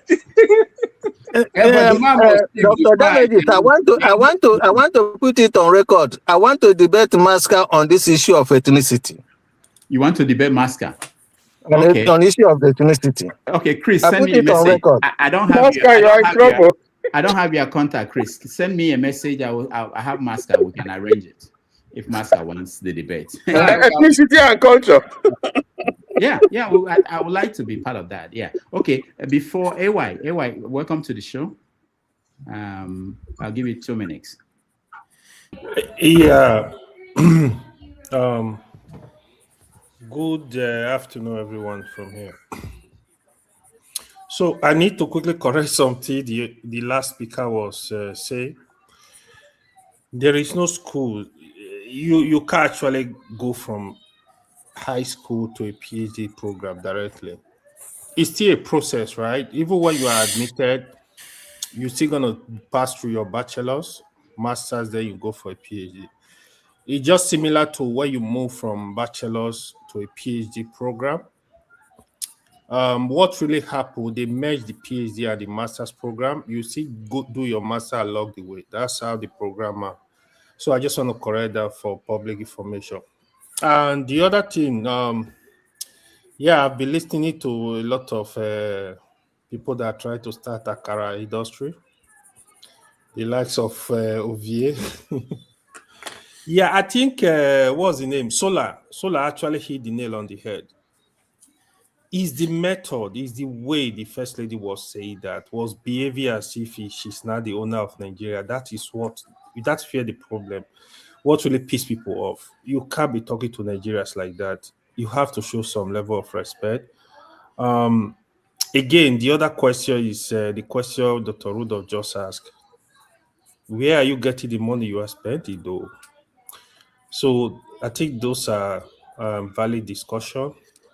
The only point I want to raise, I saw a document fly online where they said The president is trying to restructure the country to give each region several states. It seems they want to create a fourth arm of government. The way I'm seeing the document, I don't know how valid it is. Maybe if they can help us. But I don't really have problem with the document if they are deliberate, they know what they want to do. I would really love to see such things. I don't see anything wrong with it. Again, if they are genuine, they're really doing it to develop the country, develop the regions, that would be a very good thing. If you but you need what I think should happen is you need to get stakeholder from every region, every state evolve. Let Nigeria do what they want. Don't push Nigeria into it. Let Nigeria discuss it, and all the region people from different states, they agree that this is what will work for Nigeria, this is what we want. Then I think it's gonna be a good thing. Thank you. AY is not regions, it's zones. You have the federal, you have geographical zones, 6 geographical zones, and Yeah, then you have states, and then it's in still, that order. yeah, it's still the same thing. It's just like in India they call it union region or something like that. It's still the same idea though. All right. But I just hope they are deliberate about it. They are genuine. They really want to help the people. They are not thinking of how they want to loot more money. Then it's supposed to be a good program if they can be very fair with everybody. Thank you. All right, thank you. Executive producer, show. Welcome. Yes, good evening, Rudolph, and good evening to other panelists and the chat section, and to those watching from across the world. From beautiful England, it's sunny today, so we're in a happier mood. Please forgive me if this does not make sense in the order that I'm going to discuss it, but I joined quickly because I saw that, it's turned into a bit of a debate, which is quite good for television, the Akara Gate. I think Ovie is right to an extent, and I think others on the people on the opposite side are also right. I think we just have to find the middle ground, or the way we probably explain it to one another is what's causing the issue. I think that the messenger does not help. The message itself might not be the issue. The messenger is a big issue. Most of us do not like her, don't like her family, don't like what she represents. So whatever she brings, already we're not interested, right? There are people in your family that will call you today, maybe not today, say 30 years ago, before you left Nigeria, 40 years ago, depending on when you left, and say to you, despite your education and all of that, to say, I'm thinking, do you want to start this small business? 2 people from your family. 1, think of your family members, your uncles at the time that had small change. The one that you like and you trusted and you know that means well for you. If they call you and tell you to come and start one small business, let's use Akara as a generic business. There's a way you would accept it and know that, okay, this guy will put money behind it.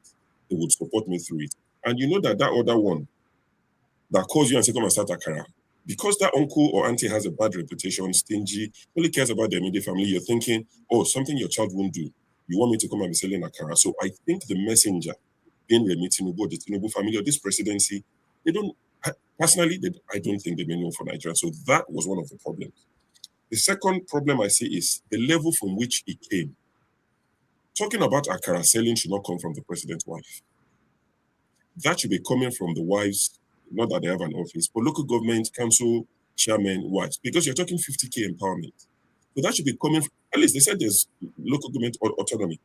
They're not giving them money, right? So you should be disbursing such money from that level.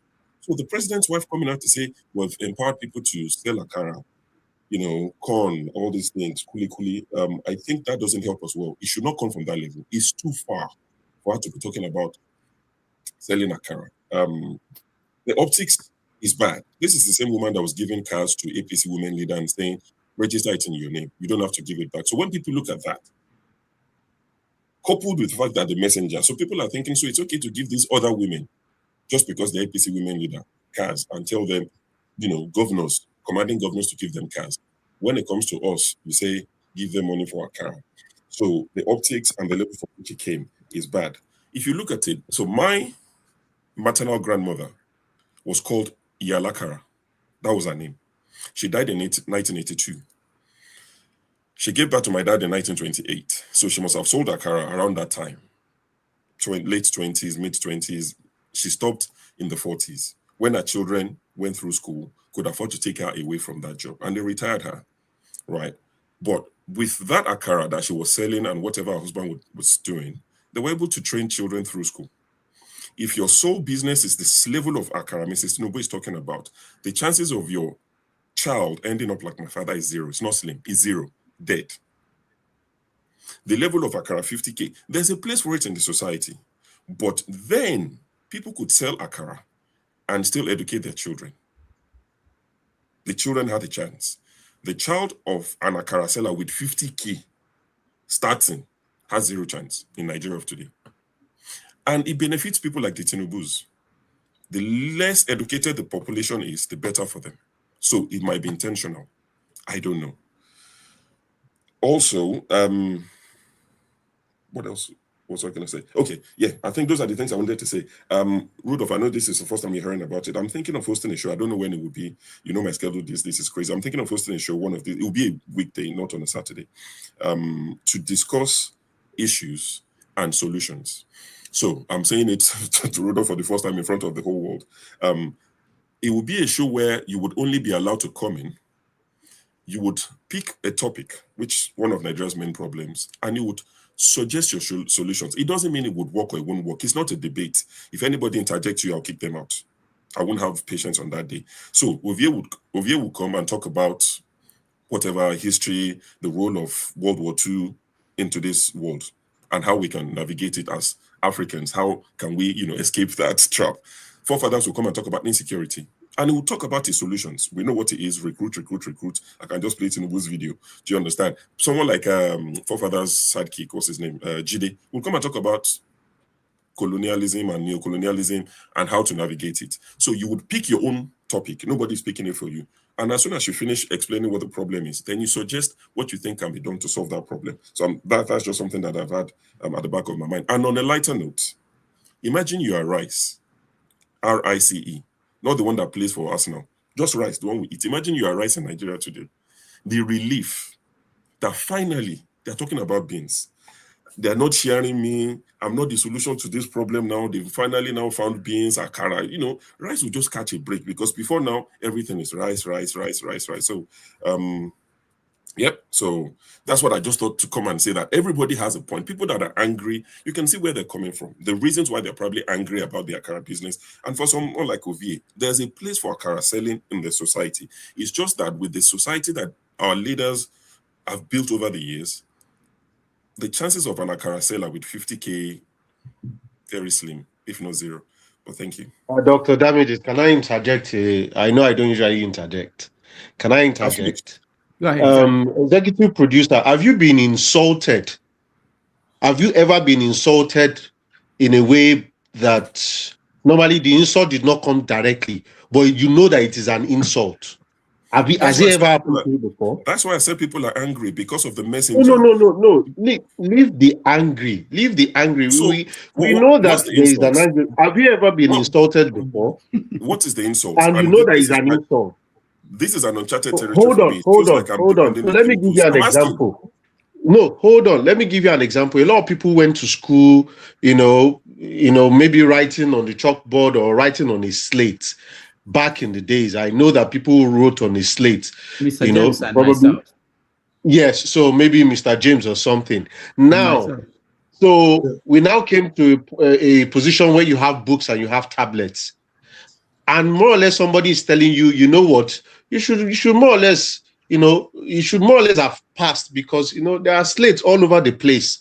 And more or less you should be a PhD holder, writing on slates. But when there are books and tablets that you can use, no one on this panel is saying that akara is bad. No one. My mom sold puff, sold bread. None on this panel. But what most of the people saying, probably apart from Ovie, I don't usually come for him, is that she is insulting Nigerians with the word of akara. look, you can insult someone in a way that you can say, oh, people should, do business. You can say it in a certain way that will not, it's a derogatory word saying, oh, people should go and sell akara. So that's just understand it, that it's not because, oh, we hate I hear them you. or because akara is bad or something. It's But, even okay not to like when you're them. insulting someone, try and let people, it's just the insult that I'm more or less looking Let at, me go not back because to people said okay. akara. Yeah, that's fine. I get So you. I I have get a you. question for you, sure. Okay, go ahead so I can respond to Yeah. both. And Would we have had this furore if she had suggested women coming together, maybe like in a cooperative where they can train and learn skills? Okay. So your question is similar to, or your pushback is similar to Solar. So let me answer both. If you refer to my second point, I said the level from which this came is a major problem. If a local government or councillor said this, there won't be an issue, right? If a councillor said this, there won't be an issue. That is so. If you go back to my second point, I said the level from which this came is without the using of insulting. That's exactly what I was alluding to. That it should never come from the president's wife to be telling people to sell akara. You are too far above akara level. You should be talking about better things for the people at that level. So she can even say, "Oh, we've done this." Like when she was talking about 2 billion, 1 billion, like Rudolph said, we don't know where the money is coming from. But she can talk about all these billions and bigger empowerment, and now say that now that there's local government autonomy, we've empowered the local government chairman and the local councillors to look after people at the grassroots level. If she has said that, there'll be no issue. And I agree with you both. I have no issues at all. I'm not defending them. And that's why I said it should not have come from the president's wife to be telling people to go and start akara business with 50K. It's insulting. Oh, yes, every day and twice on a Sunday. It's insulting. I'm with you. Can I point something out to our director? I agree with you that the optics might not go well with everybody and the messenger, but I don't know why we are necessarily shooting the messenger. We didn't vote for her. She's not an elected official. She's not in any way. Maybe she should stop talking. Maybe she should Hold stop on, speaking in that wait, sense. hold on. Let me finish. She has the right to talk just like every other, so like in Nigeria, right? But one thing we should, what I want to point out to you is that yes, now local government first ladies or state finance, now they're supposed to talk this thing. But if you go study the history of our first ladies, our former first lady Stella Obasanjo, may so rest in peace.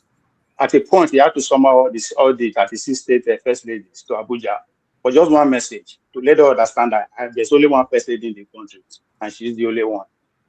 So everything get precedence if you follow that. So I am not saying what she's saying or how she's saying it should not be contested. But at the same time, we should know how to actually criticize who deserves to be criticized. She's the first lady. She knows anything. Now, would they give that office prestige? Now, would they legalize that office? Now, would they give them? Now, would they expect for them? Is the money they put in her office that gives her prestige? Take That's away what the I'm funding. saying. We acknowledge it. We acknowledge that office. Don't blame me for that now. Hold on. There's something I want to understand because I really want to understand where people are coming from. And that's actually in terms of making this conversation go smoothly. For me, Ovie comes from angles I try to understand it. So Ovie is looking at this as there's a class difference, the educated ones and the uneducated ones. So that the first lady is taking care of the uneducated ones, and that we are not understanding what she's trying to do for the uneducated ones. That's where Ovie is coming from, and it's always and we are uneducated are the majority of the countries. That time we take our rightful place, whether we feel explain or analyze, and it doesn't matter at this point. Now what we do? All right. Hold on, guys. Mr. James, go ahead. Yeah, you see, this woman is performing a role she's not prepared for. In the Constitution of Nigeria, there is no office as office of the First Lady. She has no constitutional role to play in government. So making these misguided statements is an embarrassment to herself and the nation. Now, I do not support a situation whereby First Ladies or First Gentlemen interfere with the running of a state. I want to cite 3 examples to back up what I'm saying. In Romania, there was a man they called Nicolae Ceausescu. Himself and his wife were running the country as if it's their personal property. When the man was overthrown, is it 79 or 89, the 2 of them were put before firing squads on Christmas Day. for interfering in government affairs that has nothing to do with her. The second is the French Revolution of 1789, if I'm not mistaken. Yes, The correct. wife of Louis XVI was executed along with her husband for interfering with the affairs of state. The third, I think it was in Nepal when they overthrew the government not long ago. The woman was badly handled in public. So a situation whereby first ladies are so arrogant as to be interfering in matters that does not concern them is what is causing the whole problem. If she had put it in a refined way, commensurate with her status in society, it would have been acceptable. After all, personally, I don't think there's anything wrong with selling akara. My mother was a trader at a Kiosa market, Secondary Secular Road, Benin City. She supported my father while Awolowo was giving us free education, and we had it very smooth. So there's nothing wrong. But a situation whereby she's donating billions to people, where did she get the money? Assuming there's a change in government tomorrow and there's a violent overthrow of government, and she's called to account for how she got the money, what will she say? These are things they are not thinking about. Anyway, I wish her well. Thank you. All right, Rodolphe, I'm going to drop off in a second. I just wanted to give someone the highlight or the podium they probably don't deserve, just for record keeping sake. HP 89 in the comment section. I see your comment and you say Show is defending the First Lady as he defended Afe Babalola against Dele Farutimi, but he falls flat on his face. And Niger madness, they come from that angle of Niger. May you find healing. May you find peace. I bought Dele Farutimi's books when it was banned and it was not meant to be sold. I bought copies for people in the UK who are not interested on Amazon with my money. I bought copies through someone on this platform in Nigeria, and I told the person to distribute to people in Nigeria when Dele Farutimi's book was banned in Nigeria. I frantically found, I was searching the internet, I found a seller in Nigeria. I sent money. I bought multiple copies of Dele Farutimi's book. I join his shows on Sundays. Go to my Twitter handle and search Dele Farutimi, and you'll see the things I've said about him. Every time I've, sort of quoted him and mentioned him. So if you don't understand things, don't jump into conclusions, go out, fresh air, have friends, don't be, but hey, yeah. Your update no complete. You not bring update for the heartbeat of the state. By the I saw it. I saw it. I was going to send it doing exceptionally well. I thought let's give Edo State a break. Well, I saw some videos from Edo, quite interesting. Because he's doing well. You won't give him a break. Anytime we make mistake, go ahead. All right, I have to go, guys. Take care. All right, thank you. Sure, thank you so much. Let me talk about the show for today and tomorrow. A few things that I think you guys should know. I have an engagement I have to attend, so I will be handing over the show to KJ in about 15 minutes. And tomorrow on 90 Minutes Africa. So we already scheduled this writer and activist, Farida, to join us tomorrow. But I just got a message from her that she's indisposed. That means she won't be able to come in tomorrow. We rescheduled her for the 19th because we already have someone scheduled for next week. So this show will not happen tomorrow as planned. We will bring you a different show tomorrow. So I wanted to bring those things to your attention. Forefathers will do his traditional show after this one, but I want KJ to finish up this one in the next 30 minutes. I see Forefathers is around, and I see TF. I'm used to the flagship, but welcome to the show. Thank you. Can you hear me? Yeah, I can hear you. Good afternoon, gentlemen. You want me to hold on? Oh, go ahead. Okay. Well, I just have a quick question. I'm not going to take too much time. Okay. Yeah, so I heard somebody talk about, made a small comparison about China and Nigeria when it comes to this Akara business. And my question is, how much of an industrialization has this Akara business done for Nigeria since the donkey years that it's been fried? Does anybody know? Well, from what everybody is saying, I know people who did that, families who trained their children that way through that business. what I'm worried about is Timaya was a plantain seller. Sunday Dare, who is I don't know his current position now, but he works with the presidency, talked about his mom being He talked about his mom training them through Akara. So the issue I have is how many positions are open for Akara sellers now in Nigeria? Like Oshodi is full. I walk through Abuja, I see people selling corn and all this. Is it that the business is booming, that if you have 10,000 people in Lagos now going into that business, that they will have customers, that the issue is getting 50,000 naira too? And also, I know that the cost of a frying pan is more than I actually saw the cost because something I'm doing on the side, I saw something. It's actually too expensive that with 50,000 you may not buy beans enough to do turnaround and oil, and it may not be enough, that 50,000. But the point is that I think it has its place, just like every venture, entrepreneur, business venture, anybody can start from the low level.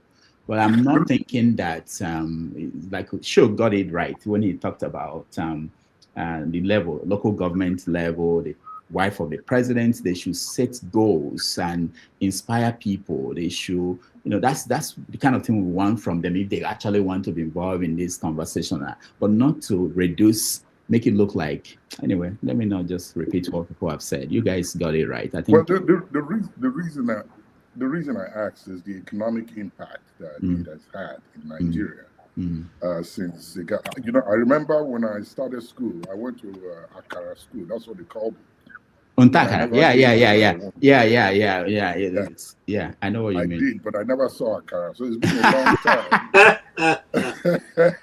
that they've been talking about this. Yeah. But it seems not to be having any impact in the economy. And I think where the sad part for me is we still have these folks who are in the seat of leadership still thinking with dinosaur kind of mindset. It's sad, unfortunately. If you compare what goes on in China, there's this thing called dumpling. It's a local product in China, but I can buy it here in the US. It's manufactured in China. It's shipped abroad. You could sell it anywhere in other countries. At least it's making an impact. And the reason why is because the Chinese government invested in it. And the guy who spoke about regional or local production in China is right. But it's not left to the people. The government invested in it. There was technology that was put in it. They thought ahead of where they were many years ago. That's why I can buy Chinese dumpling in America. And I heard there is a goosey soup that is being shipped from China to Nigeria, even banga soup. So if you're telling your people to go do akara at the scale that it was done some 50 years ago, I think we're way behind time, and that's insulting. That's why I see the insult and the meaning of the virtue and capability of the Nigerian people. That's how I viewed it. It could have been said in a better way if the government meant to really make this a subject of conversation or something they want their people to do, to have brought it out to the public and say, how can we industrialize akara selling so the government can invest in it, and then we can have people get into the business and make good of it that would not only better the people that are invested in it, but also the economy.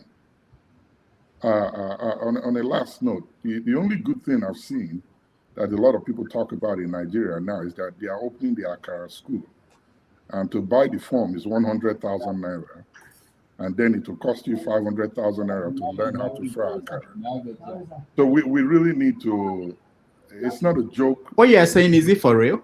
I heard it. I've been trying to ask people to please send me that form, perhaps. And I projected 5 years from now. I was prophesying 5 years from now. It's already happening. Moku know they listen to all these women. They see the future. But it doesn't make any sense. I think it's a joke. It's a big, big joke.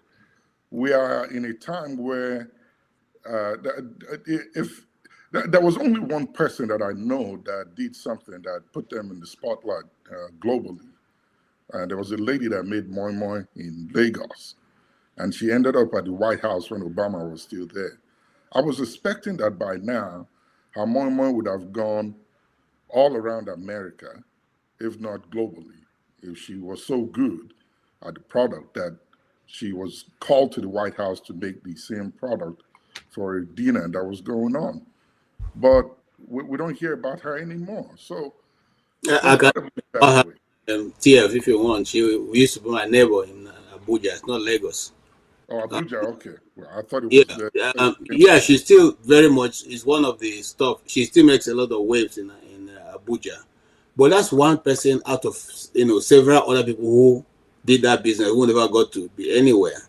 And you see, the challenge of it is just like Rudolph said, when the top echelon, the people you expect to be the cream of the society, is thinking at a pedestal level, what do you expect those at the lower level? How do you expect them to think? You see, for a want of a shoes, the law is lost. Okay, if they can think that way, there's nothing there's no hope for anybody else, because there are many other ways. Look, I used to work for an NGO. We used to go to places and gather people and start them on a small scale industries, women and especially train them on how to make soap and make other things for themselves. This is a small NGO. This is not a government with the power of government. And we can be able to sway them into doing something more productive for themselves and their children. What more of a government official who can give 1 billion? With 1 billion alone, you can start a technical school that those people you are hoping that they'll go up and selling like akara. Just like somebody asked on the comment section, how much akara will you sell to rent a house that's now going for 3 million? But KJ, this 1 billion and 2 billion you're talking about, yes, P Square sang a song. I don't know if it's both of them or one of the brothers that sang it. He called it audio money. This is what we hear, but was it really given? So what I'm saying in essence is that part of that money can be used to start something more solid that can take care of more people and who will now be productive in the area of the economy that we count. If you train a carpenter, when I was growing up, we used to have St. Joseph seminar trade centers where people go. Okay, those who go there, they are the top mechanics now. They're the top upholstery makers. They're the top carpenters. They learn these things, and all they needed to do is come out and make better of their life. You cannot tell me that my mother was selling akara, and akara is very good in my community. My village, when we go in every December, we look forward to eating the akara, because that's what. These are not business that people go and say they are sitting behind and doing. They just do it in the morning when people want to take breakfast, and that's it. They go on to do the other things. Nobody can go and say you set up a selling akara. How many people eat akara in the afternoon? How many? Nobody. They say in the evening, these are business that are still. That's why the first lady. I was happy with that picture she showed, the former first lady. That look, these things are not something we already doing this thing in the north. It's not something you can teach another how to do. They do this thing on the side, and by 9-10 o'clock they packed up. So it's not a big deal. So when you come advertise as if you are giving us a new idea, some people are flexing muscles and saying, people are having high cost. No, these things have been existing in the north. It's not a big deal. Okay? If you even in Benue, there's something they call, in fact, the Benue one, you even in the north, you can sit there, you take the akara, you take the cocoa, okay? You enjoy and just go your way at a very little money. It's still going on. It's not something we are hoping to build a nation. You don't be a nation by selling cocoa and akara. I think Rudolph, sorry, please. I think it's a bad business module, because if you have a street of 30 homes and 20 homes are frying akara, who's going to buy them? Exactly. That's the key point. But let me just before I go, I wanted to hear what you people thought about America at 250. It might be very interesting to hear what you think about TF in terms of what would the world, your own estimation, how would the world have been without America, United States of America, as it's structured today? How would that have changed the world? Because what could have happened, people don't think about this. If they don't have the kind of leaders that envisioned building a bigger country, you could have had the Northeast being a country, maybe Massachusetts and all the New England, territories come together, and then you have Texas as a country, have California as a country. That could have been what would have happened. So how would that have impacted the world in terms of the role America played in the history of the world in the last 250 years? And based on the trajectory America is on now, how do you think how will America look like in another 250 years? Now we're looking at this in terms of knowing that India and countries like China, they've been around for 1,000 years, and we see the development of those countries. And then we can also go back to our country like Nigeria and think about how will Nigeria look like 250 years from now? And do we think about things like that? And I would like to hear what everybody may have to say about that, just to mark the American independence. Not because, Tony. Let's start with Tony. Dr. Damages, just a very short one. There is something that is very striking about America when I look at, as it celebrates 250 years of independence. This is a country that was colonized by Britain. And today, much greater than Britain itself. And we have a country where every time people point to, it's because we're colonized, because we're colonized, because we're colonized. There's a lesson that we can learn from America. For me, that's very, very striking. Okay, that's a very good For me, I think that the biggest part that I see is how diverse America is and how they've been able to manage this diversity for 250 years without killing themselves. When you think of other parts of the world, other countries like Nigeria, that is talking about splitting and going their separate ways, I think the big lesson is what is that secret juice that they have in governance that kept them together for this long, and they're still being able to be the #1 most powerful country in the world. There are many changes that have happened since they took over as world power, but they're still together and they're still managing the world. Now, how it's going to be 250 years from now, only time will tell. But with the changes that keep going on and the trajectory that they are heading on, they are facing right now, traveling on, it may lose that strength and that cementing power that keeps them together and puts them on top of the world. I just pray that they keep respecting diversity, the variety that we have, which is the biggest spice of life. So sorry, I'll be moving people out so that new people can come in and you can put me in the back. No, before you go, are you saying that the juice, the thing is diversity? That's what made America what it is. The diversity is what makes it what it is. It's nothing else. There's nothing. But sorry, Mr. Rudolph, I just want to correct the flagship. I think TF, he's just abbreviating the flagship, Mr. Rudolph. Oh, okay. But I mean, you made a statement that without killing themselves. But I'm sure you are aware that America fought a civil war, or is it that you forgot about that one? Beyond that, we are 250 years today. And that the civil war is part of the changes that I'm talking about. That they were not able to split, and like Rudolph is saying, Texas is on its own, Louisiana is on its own, and the rest of the nation are on their own. It's that ability to recognize. No, I just want to put it on record that Americans kill themselves also, so that we will not be thinking we are different from them. But I just want to kill themselves. Anyway, I'm sure. Look, I get your point, and I'm sure you get my point. Anyway, but the point that they understand. Okay, flagship. Is what I'm talking about. I understand you, Master. So I'm sure we understood each other. But the point I'm making is, if are we able to see what makes us common more than what separates us? That's what America is doing. At that point, I agree with you, flagship. I mean, America, whether you like it or not, there's diversity. There's going to be a separate argument whether the diversity, if you ask me personally, I believe that and Chris, I'm sure Chris would be very happy here. I believe that one of the core secrets of the US is because, forget about the diversity. If you go back and look at the 56 founding fathers of that country, they all almost were the same kind of people. Beyond that time, Masker, We are talking 250 years from now. Well, see, I'm My great grandfather wasn't here. I'm agreeing with you that there is diversity and they are managing it well. Other people may not agree, but I will agree that they are managing their diversity. But I'm going beyond the current diversity. I'm saying that when you go back and look at the people, the nature of the people that set up the place, they are almost the same kind of people.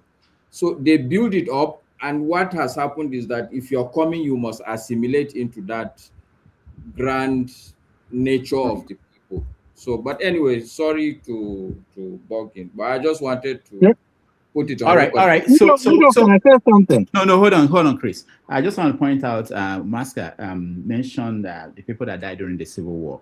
Most people don't know 2.5% of American population, civilians, died during that Civil War. A lot of people, compared to most countries and the Civil War of those countries. But there's something that Maska mentioned. I just want to put it on the table too. That beyond the leaders, the people that signed the Constitution and debated the Declaration of Independence, there was a philosophical thinking behind what they did. And there was a man called Thomas Paine who wrote the book called The Common Sense. So most of the people who sat down in that congregation and decided that they have to break away from the United States, they all believe in that philosophy in that book. So there's something they had in common. Unlike if you go to Africa and look at the people that fought for the independence of those African countries, sometimes they don't have an overarching philosophy other than let's kick out the white people and take control of the country. So they couldn't come and say, we don't want this. I played at the beginning of this show, the Declaration of Independence. I wish Nigerians would read it. If you read it, you'll be angry. You'll be angry at the people who are running your country. Africans are entirely. You feel like this was where these Americans were 250 years ago. They are seeing their rights being denied by the King George III of England, and that they decided we have to do something. It's exactly the same thing happening in most parts of Africa today under our own people leading the countries. One last thing, at the beginning of the show, I mentioned that on that day, the King George III wrote in his diary, nothing of importance happened today. That the day they declared independence, he made sure that he wrote in his diary that nothing of importance. And 250 years after, we know that it was something big that happened that day. All right, you're raising your hand, Chris. Yes, this is what I actually wanted to talk about. Okay. America is a success of where you have diversity. And when you say diversity is your strength, that's one success. And why is that so? Because there is hybridization. So when people talk about America, existence of diversity in itself does not confer strength. It is because of hybridization.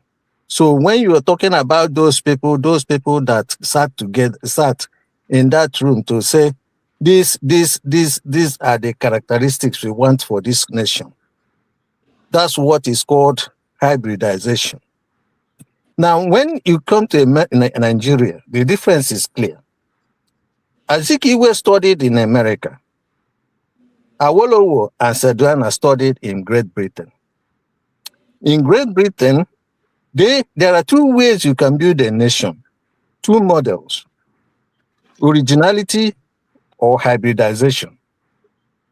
In Europe, they settled their own in 1745 or so, after so many years of war. So they said every nation, that's every ethnic nationality, deserves right to have its own nation. But in America, those in America, they cleared all the people that lived in that place and said these and these and these are the characteristics we want in this particular place. So it doesn't matter whether you are from America whether you are from Africa, you are from Asia, as long as you come into this place and you pledge these characteristics, you are welcome. So it is not multicultural. America is not multicultural. It is multi-ethnic. It is multi-ethnic, but it's not multicultural. But if you come to here in Nigeria, you have not just only multi-ethnic, but multicultural. Now, when you have there was a discussion between Awolowo, Zik, and Ahmadu Bello, they said Azikiwe wanted them to subsume all the nations into one nation. So, in other words, he wanted hybridization, but he was overruled by Awolowo and Saduana. Now, they instead of going their separate way completely, they decided to live side by side, hoping that they will form a nation based on multi-ethnicity and multicultural, which is very difficult. It's not done. And to make matter worse in Nigeria, you have incompatible cultural diversity. You see, whenever you talk about this, and this is the core cause or the core problem of Nigeria, nobody talks about it. They will tell you, oh, no, it's leadership, it's this, it's that. I've told them, no. But like I said, I would like to discuss this with Masca if he feels like anytime. I wouldn't mind, I can call him. Chris, so that you understand the basics of the problem called Nigeria. Chris, has nothing to do with Chris. This point you are making is because I myself, I understood. If you look at America, this thing you're saying, nobody will argue with you. But yeah, exactly the point I'm making. So we can sit down. We can either understand ourselves to say, okay, there's a problem here. We can now go back and say, okay, well, if three people cannot agree to form a country or to form a nation, then how can millions agree in forming a nation? So, in other words, I state to you, there are two ways you can form a nation: originality and hybridization. So, we can choose in Africa whether we can use originality. If this hybridization hasn't, well, we haven't even tried any hybridization because there's no characteristics that we have said to set ourselves, say this is what we want. Okay, that you can never say this is Nigerian characteristics or Nigerian culture. But every country, every nation must develop through its culture. You cannot develop outside your culture. Okay, Chris. And that's my argument. Chris, this is a very important conversation, but we can't do it today because the way we structure Saturday's show, we have topics to touch on and we have to get to everybody to weigh. But I promise you, if Masca will debate you, we can arrange that. But also, I want you to think about this. You don't live in America. We who live in America, we've looked at this country and we know that the idea that America is a melting pot, which is what you are alluding to, is not true. Okay, there are two things happening here now. Most people now describe America as a salad bar. They are in the same place, but they are not mixing. So if you come to America, unless you live here, you know that people still live in their different enclaves. People are not together. There might be few people in the cities, but people still, to a large extent, they live that way. And also, the difference between America and Nigeria and other African countries, you can say, is that in Nigeria, we have Igbo, Yoruba, Efik. They were there, and then they were brought together, and they were told that you are a country. In the case of the United States, people came from different places, displaced with people who were there, and then formed something. But this is what's happening now. Those that came many years ago are beginning to think that they are original ethnic group, and they are beginning to push away people who are coming newly. It's been going on for years, but now it's more pronounced. So you find people talking about getting their country back, their country.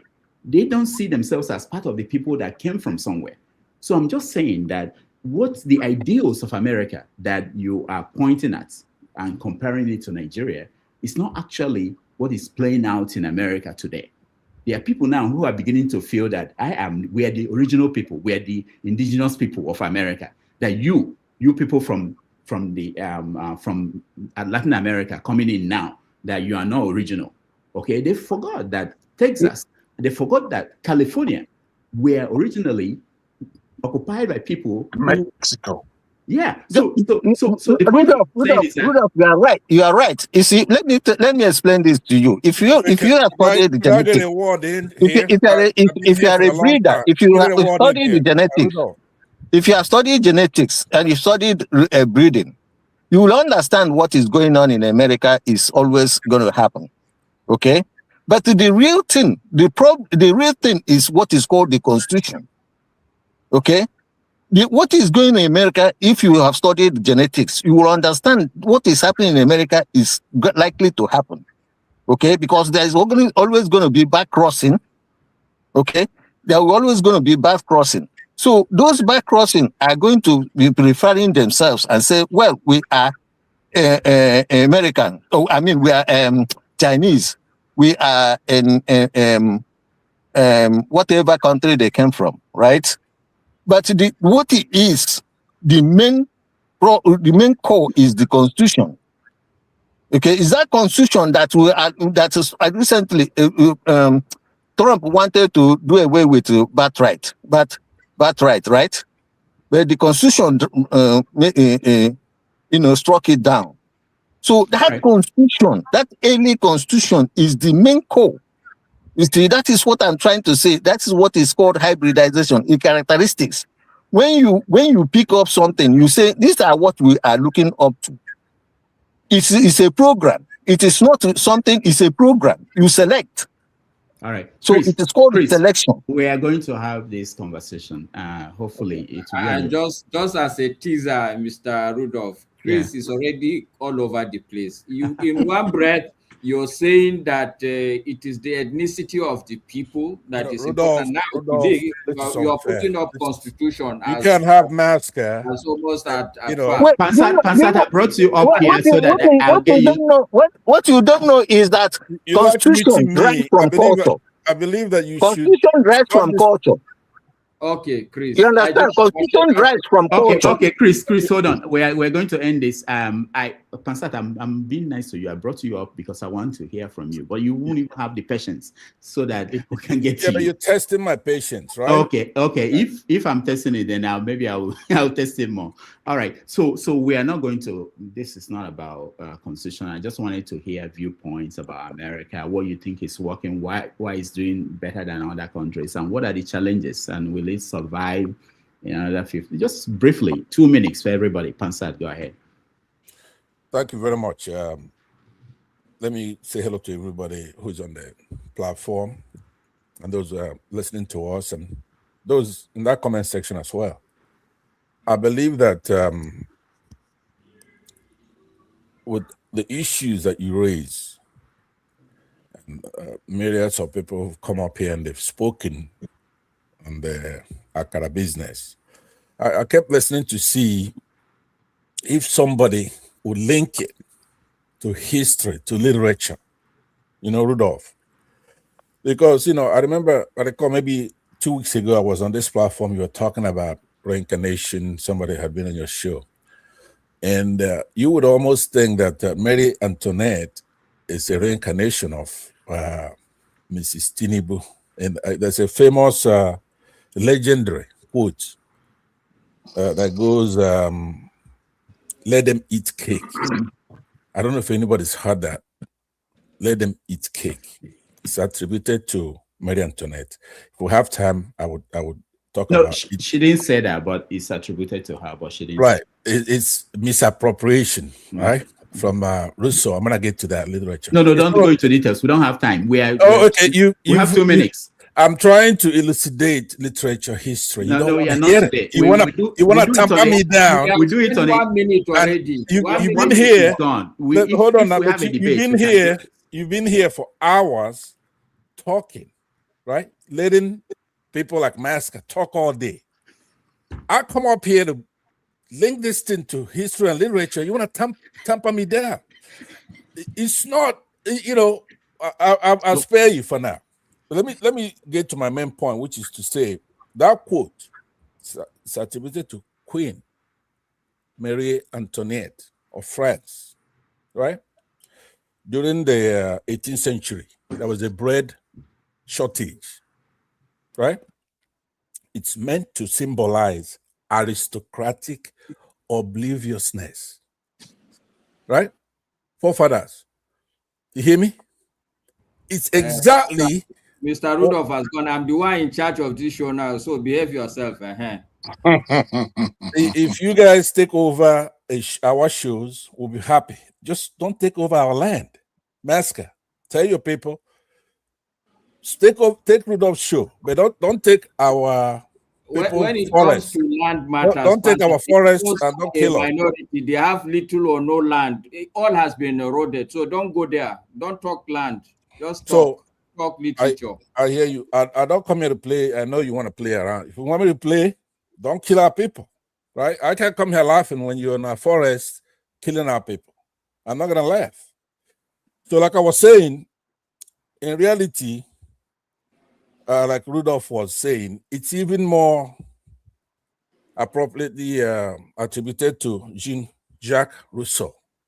I'm sure everybody knows about Rousseau's Confession in 1770, right? The great princess, upon hearing that peasants had no bread, suggested that they eat some kind of a rich egg-based pastry, just like akara. So I'm thinking these people, these evil leaders and their wives, they call them queen in the past, they're reincarnation. They keep coming back. But unless you're able to identify these witches and say, here it is again, it's come back again. Rudolph, this is where you would have used all that stuff that you get from your people here. For Nigerians to see that woman show that obliviousness, hearing that people are starving, and they say, let them eat cake, let them fry akara. There's nothing more poignant than that, right? So we try to, going into the 2 minutes that you attribute for talking about the independence related something. Let me go ahead and I want you people to go ahead and read the literature and the history of the significance of that statement made by that woman, right? It's very significant. It means a lot. It's already been trashed out by every civilization. But anyway, now in the case of Rudolph, there's one service you do to us here who are in the United States. I'm not going to talk about the service you do to us who are Southeasterners, right? Let's talk about those now. All of us who are here in the United States. They say, well, you portray us. We are the United States, right?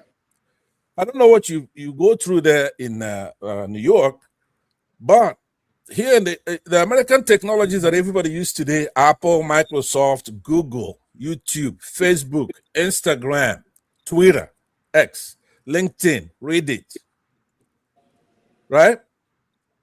Messenger, WhatsApp, they have them in China too, their own technology. Yeah, just let me today, which is American independence, let's just give America its credit, its due. We're here in the United States, which is something, I don't know, do you have to know where you are, Rudolph? I call you sometime, I say, Rudolph, you're a journalist. People who come here who are supposed to be your guests should be happy to be calling you to be on your show.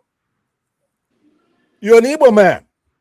People like Maska should be looking up to you as an Igbo man. What does that have to do with? Let me tell you what it has. Let me tell you. You have to know who you are. You are in the United States. Let me land. You've been talking all day. Let me land. Pansa, this is the problem. You have 2 minutes to talk about America, and you went to Maska and Rudolph. I don't know what that has to do with America. What is your view about in 1 minute? Let me tell you. 1 minute. Don't quote.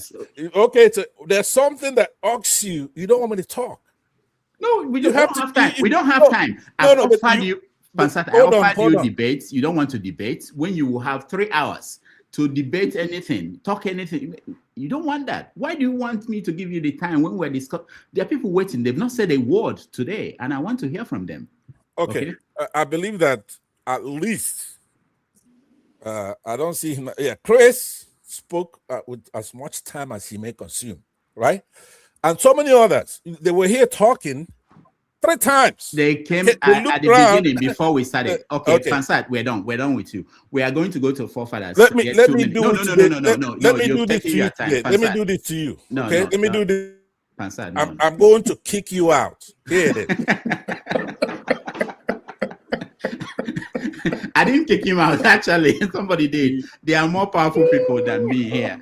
I didn't kick him out, but that's okay. I really have to go. That's why I'm rushing. I know that this conversation will continue to go on, and I really wish I could be here for the whole day and even the next one. Forefathers, let me hear from you before anything. Go ahead.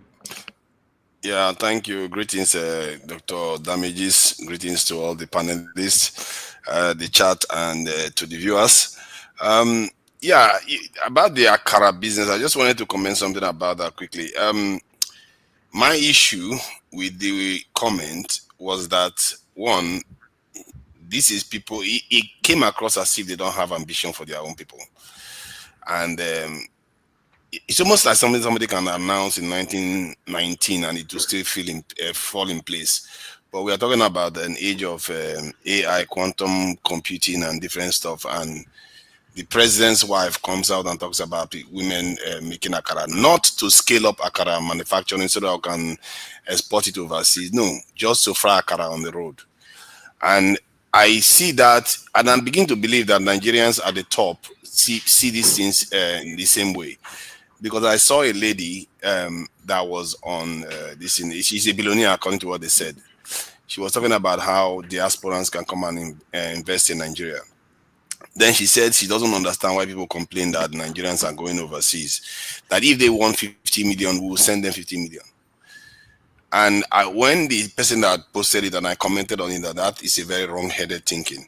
The guy was like, yeah, they're making money. Now, you see, it's a good thing because that's what India is doing. I said, have you looked at India and China? Have you seen the difference between them? That is holding India back, if anything. They can't keep giving your people away. That you would think by now would have learned that lesson from slavery. Because there is something about our government that don't value us. And maybe we too, at the top, don't value life. I've always said that we have an anti-life culture whereby we export human beings to go and serve other people. For some weird reason, we don't see that those human beings are useful for us. And the way she came across saying those sort of things, I think it ties into all the rise. I saw a video where they were giving meat even. They treat us as if we are like a slave race or something beneath civilization. Coming out in 2026 to talk about women frying akara. We are not talking about, shops here. Akara level at 50,000 naira is on the road. Akara, not a shop, nothing like that. And that is what I found problematic because there is no ambition there. There is no ambition. And I find that, I think maybe some people inherently, this is what they don't like about it, but they don't know how to articulate it very well. There's something about it that is unseemly, and our leaders are always like that. This is why your president can go and change your national anthem to that of a British woman in a country where we export music. They don't see us as anything.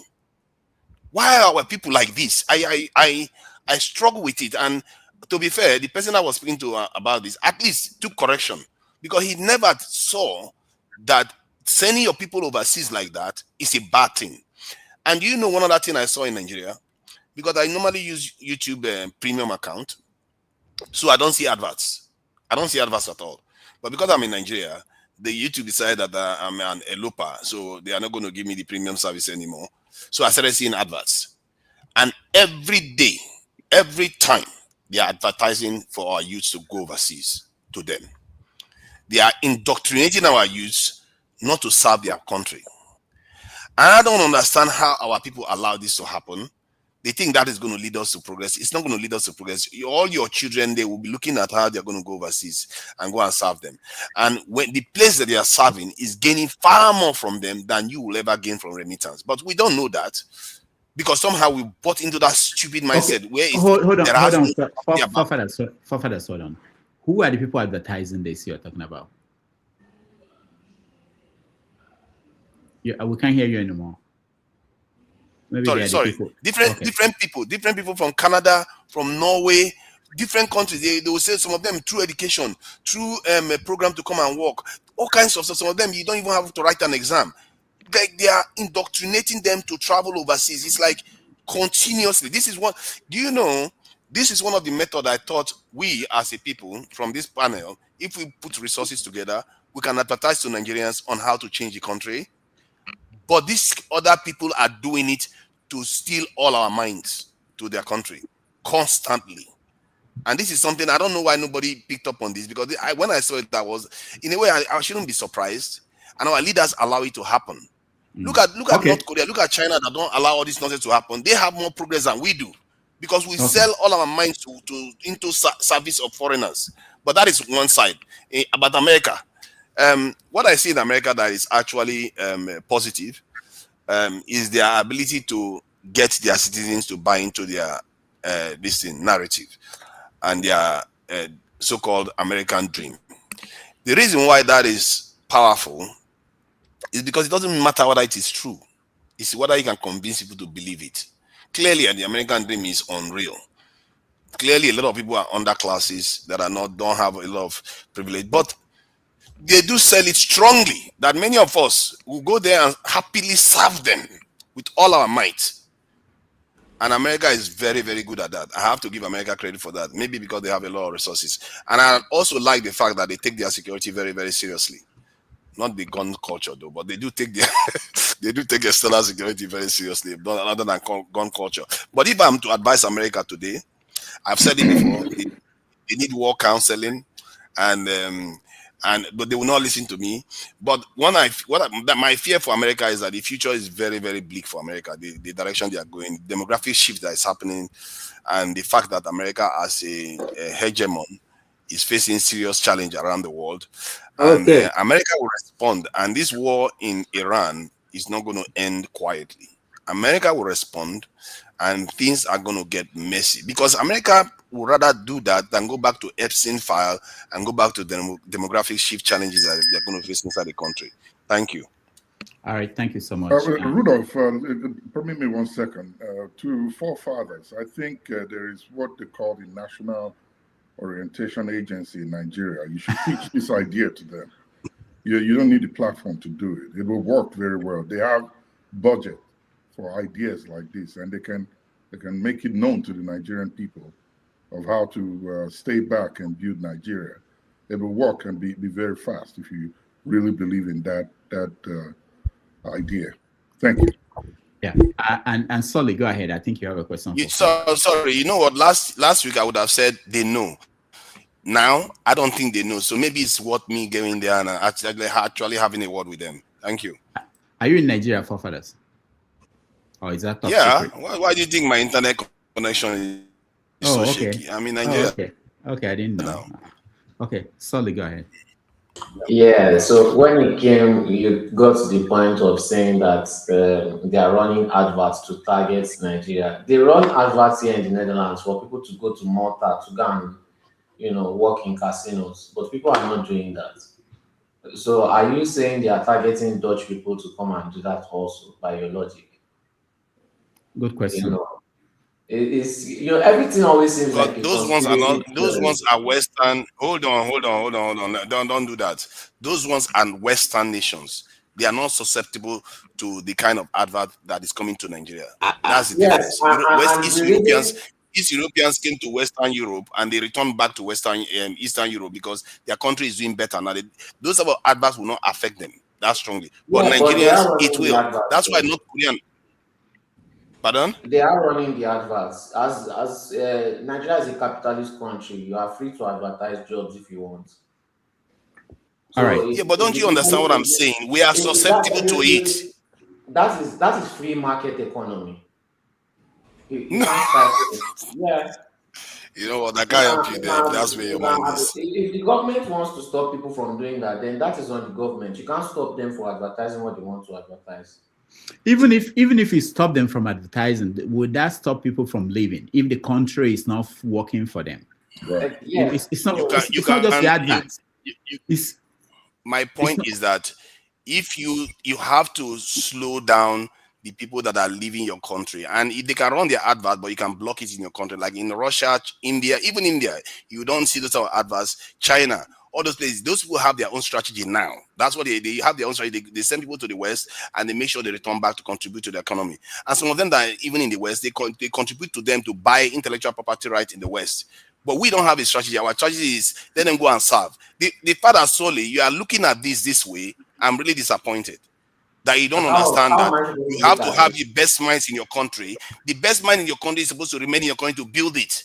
Yeah, but they're not going to remain if the people managing the country are not making it good for they them. See you as a Karasela. They see you Rudolph, I think there's nothing bad in selling akara. No, they see you. So you go to school to test. It's not about that.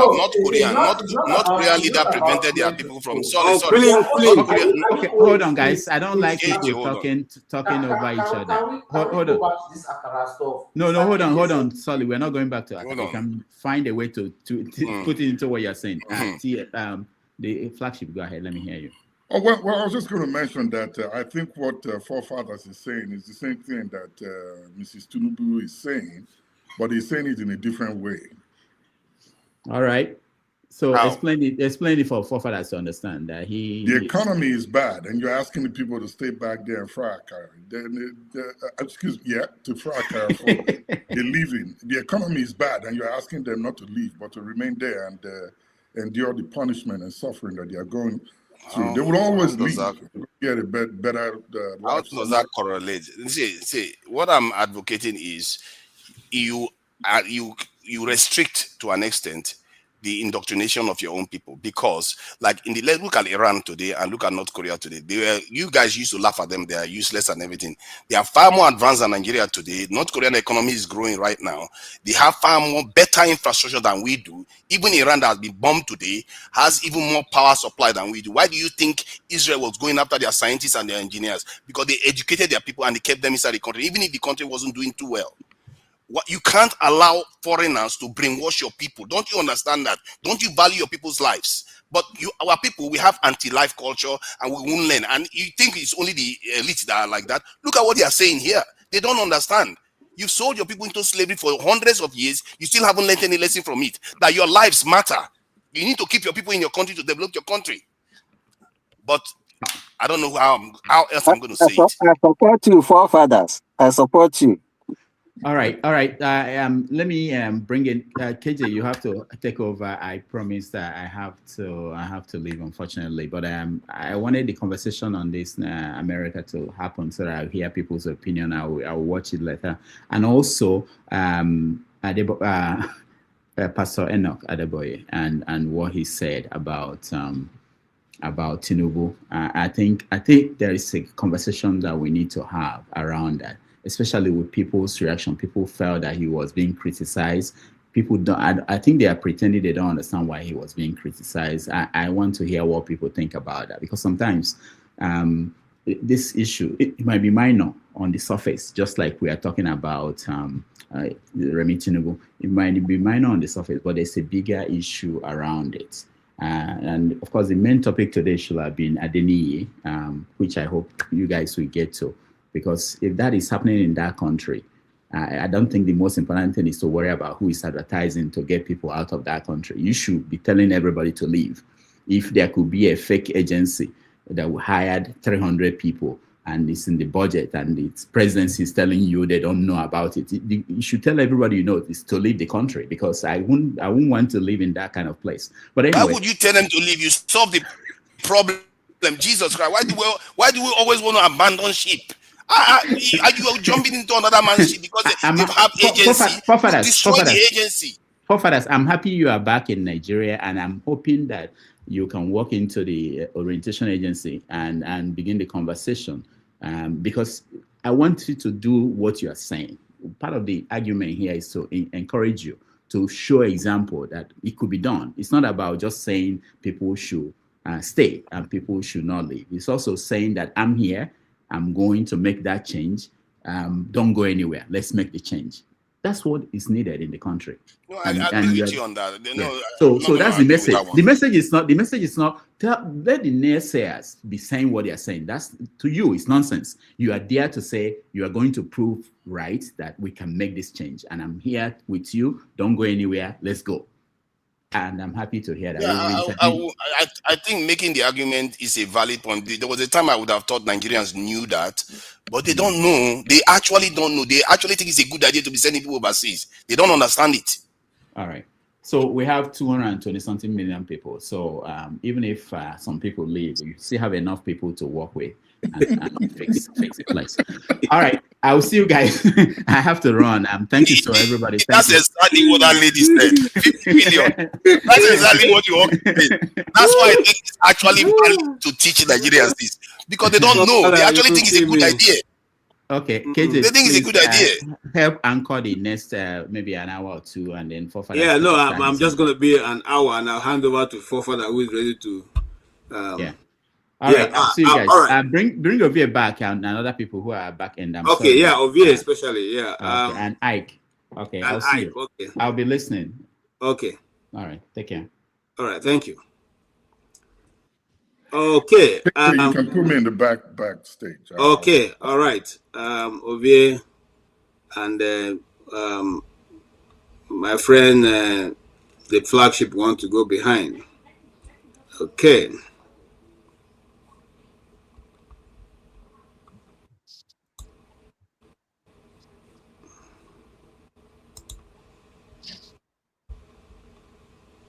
Yeah, Soli, you have your hands up. I've not even said anything. You have your hands up. What's up? Okay, me, I want to talk about the Akara issue. We have finished that. That's what I've been doing since now. Please, let's not go there. Let's go to the main topic, where I think most people are here to actually hear and see. Yes. Like we say those days in the barracks, parade don't change, commander don't change. So everybody, line up. Oh yeah, quick match for. All right, gentlemen. Truly, I want to sympathize with Nigerians. When I say sympathize, not because of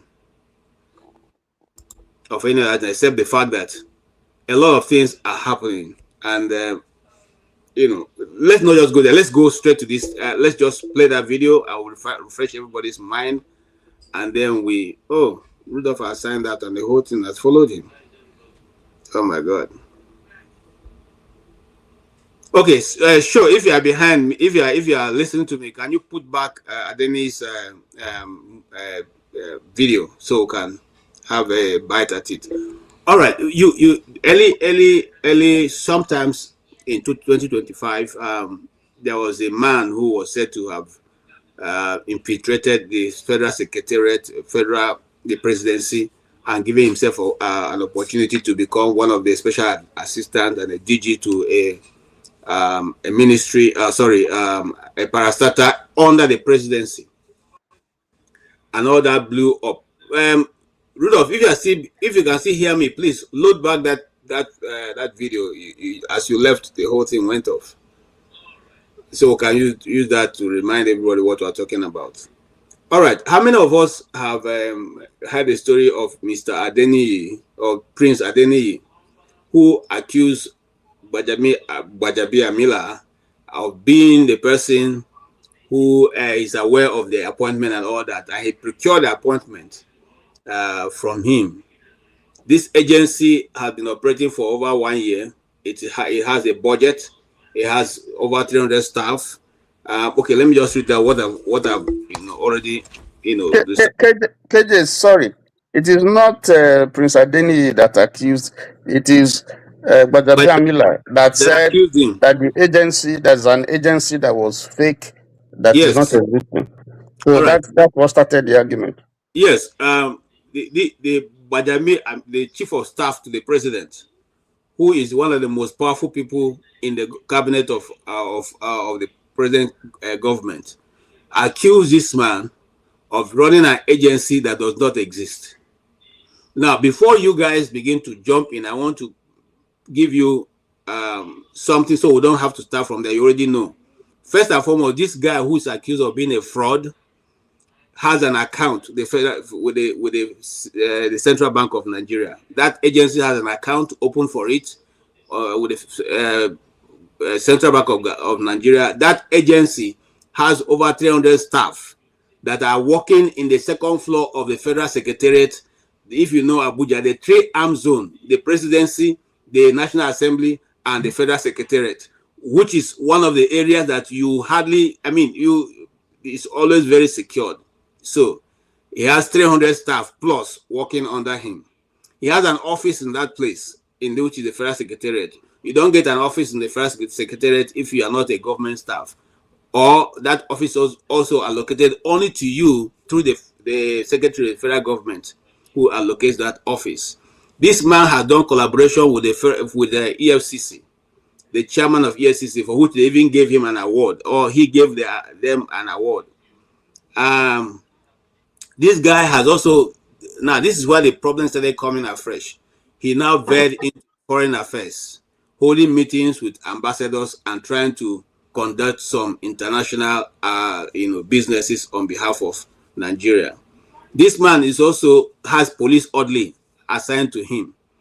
This man is also has, now this is a very important one, his fake, as they say, agency has a budgeting code. In other words, for you to have a budgeting code means that you're legit, because not IKJ can get budgeting code no matter how important my company is. So for you to have a budgeting code means that you are totally in alignment or recognized by the presidency. Now here's the where I will hush. The presidency has a handbook where all the agencies' names and who head them is there. So if you are a chief of staff, or if you are working in the presidency under that office of the chief of staff, you must have those so that you're able to identify who comes and who goes. And when they come, you'll be able to say, this is this person, this is that person. Okay. All this was in play until Mr. Bajabi Amila said this man was a fake. And they now accuse him of all what I've told you. And now this has been blown open. It first was flagged off or discovered in 2025. 1 year after, that office is still running, and this is coming up afresh today. The question that you'll be asking is, and I have asked myself severally, I haven't known how government work. I know it's not possible for him alone to have done all this. But the important thing is that the man who helped to secure this appointment within him and Badabi Amila died in a fire incident once this news broke up. At least before this news broke off, the man died mysteriously in a fire incident. Allegedly. Allegedly. So right now, nobody apart from his word and this other guy can actually tell us what is going on. Ladies and gentlemen, this is the Nigeria that we are in today. Know ye also that the presidency is the highest point of office in Nigeria. And that's why. And things are supposed to be done. If you have ever asked yourself, why are people addressed as your excellency? It means that at the point where they are, things must be at an excellent level.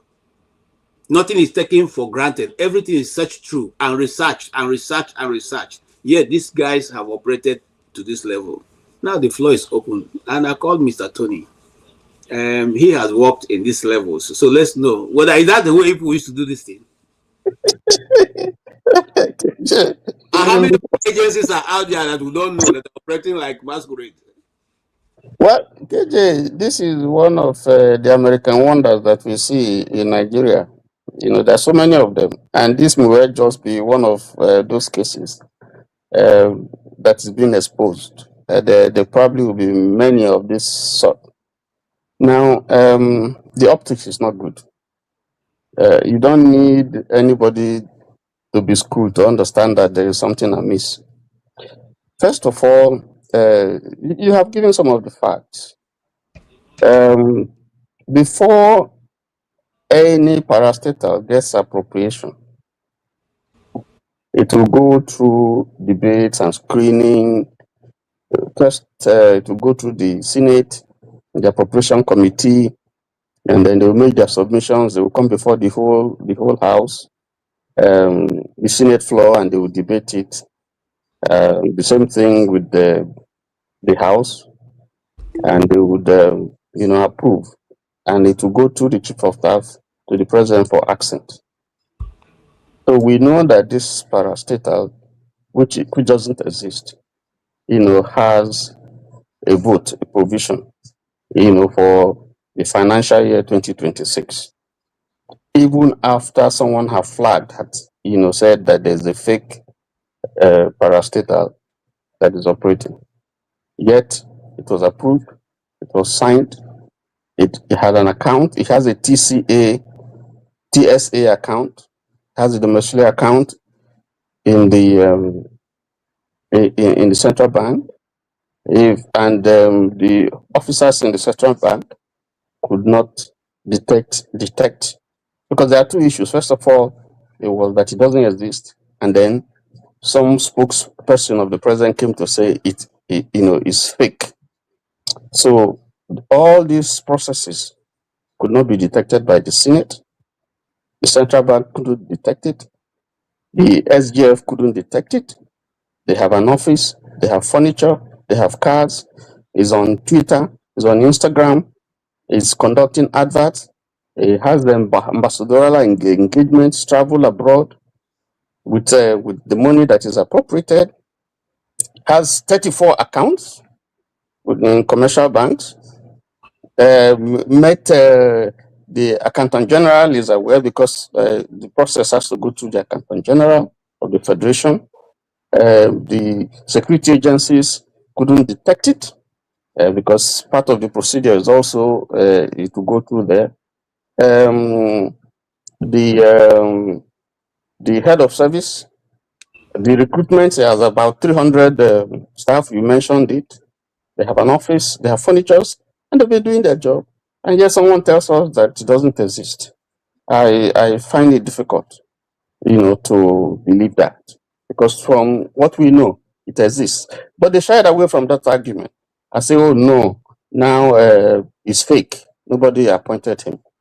Now, dealing with that argument, the man said, it's not fake. I paid 400 million to someone who are an intermediary, and then I have a balance of 200 million to give. And is that possible? Yes. I know that happens in Nigeria. I know that of a fact that it happens. If you take the customs, take the police, take the immigration and so on. Sometimes for you to get a very favorable posting where you'll be getting something into your pocket outside your pay, you have to settle some people and they put you at choice position. Let me tell you something here that I know personally. And I'm going to be very, very factual. If you go to Alausa, the gate from where His Excellency, when I was there, the gate from where the Excellency comes in, one of the choice areas is to be posted at the gate if you're a police person. Because most of the time when the Excellency passes, he drops something. So that is you are guaranteed if you are there that at least every day or every week, by the time things are shared, something will do your pocket. I tell you a case that I know. Someone who used to be who used to be a friend, because that's many years ago, who was removed from the post, and who His Excellency knows at the time. And His Excellency was coming, and he didn't see the guy. And he said, and he called, said, where is this guy? They said, no, they deployed him to somewhere else. Excellency said, no, I want to be seeing him there. They should bring him back. Wherever he is, they should bring him back. Because, he wasn't delivering. They didn't know his connection. He wasn't delivering to anybody. He was there because someone who just liked him just put him there, say, I want to be seeing you there.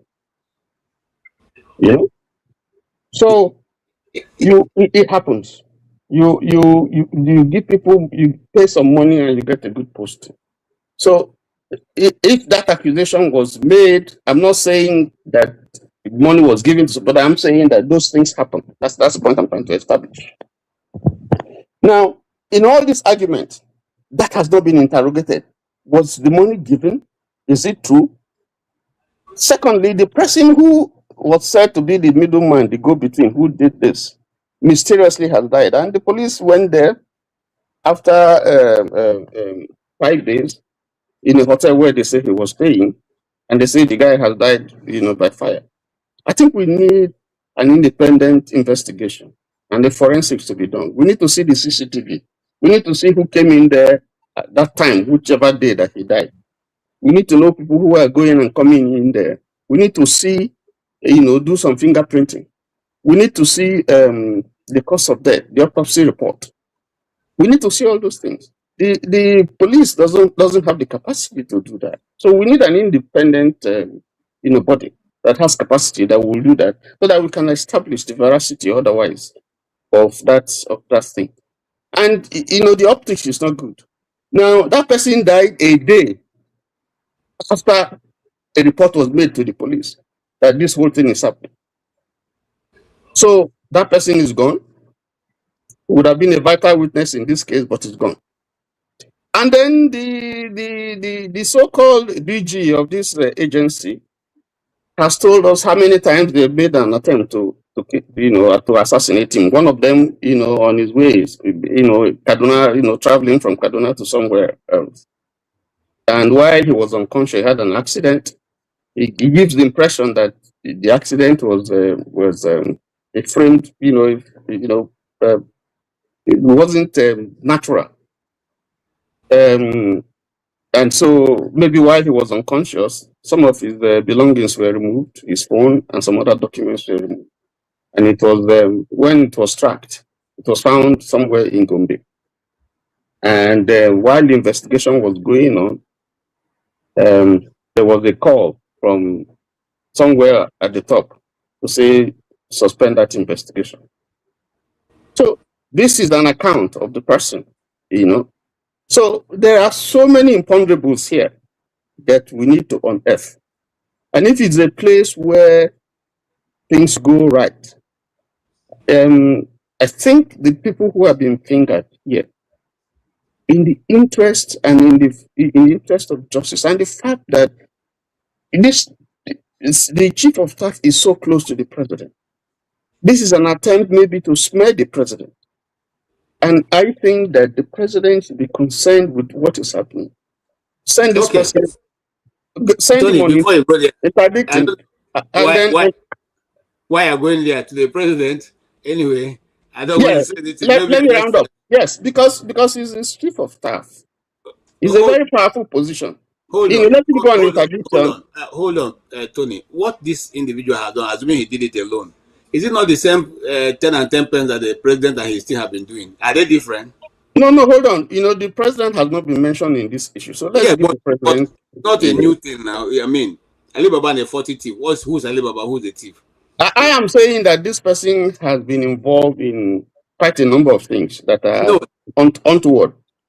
So Tony, I'm saying to you that everybody in this government has one criminal past or the other. So what's the difference? That's another debate altogether. But let us focus on this particular issue. Okay, all right. Thank you. I'll come back, Tony. Thank you. Mr. James, I hope you're not leaving, but go ahead and say what you want to say. Yeah, I will not take much time. This is not a case of what is the right English word? Anyway, it's a case of conspiracy. It's not a it's not a case of fake establishment in the presidency. It's a case of conspiracy. During the Yakubu Gowon's era, there were similar incidents, I think, in Benue Plateau State, between Godwin Dabo and Joseph Taka.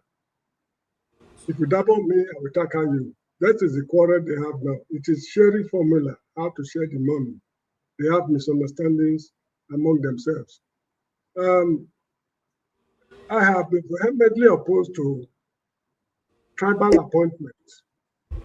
When Buhari started to Fulanize the country, people protested, people complained bitterly. Bola Tinubu came and he followed the same line. He Yorubanized the government. If you look at the way this man operated, it seems that he used this Yoruba connection to fool the entire system.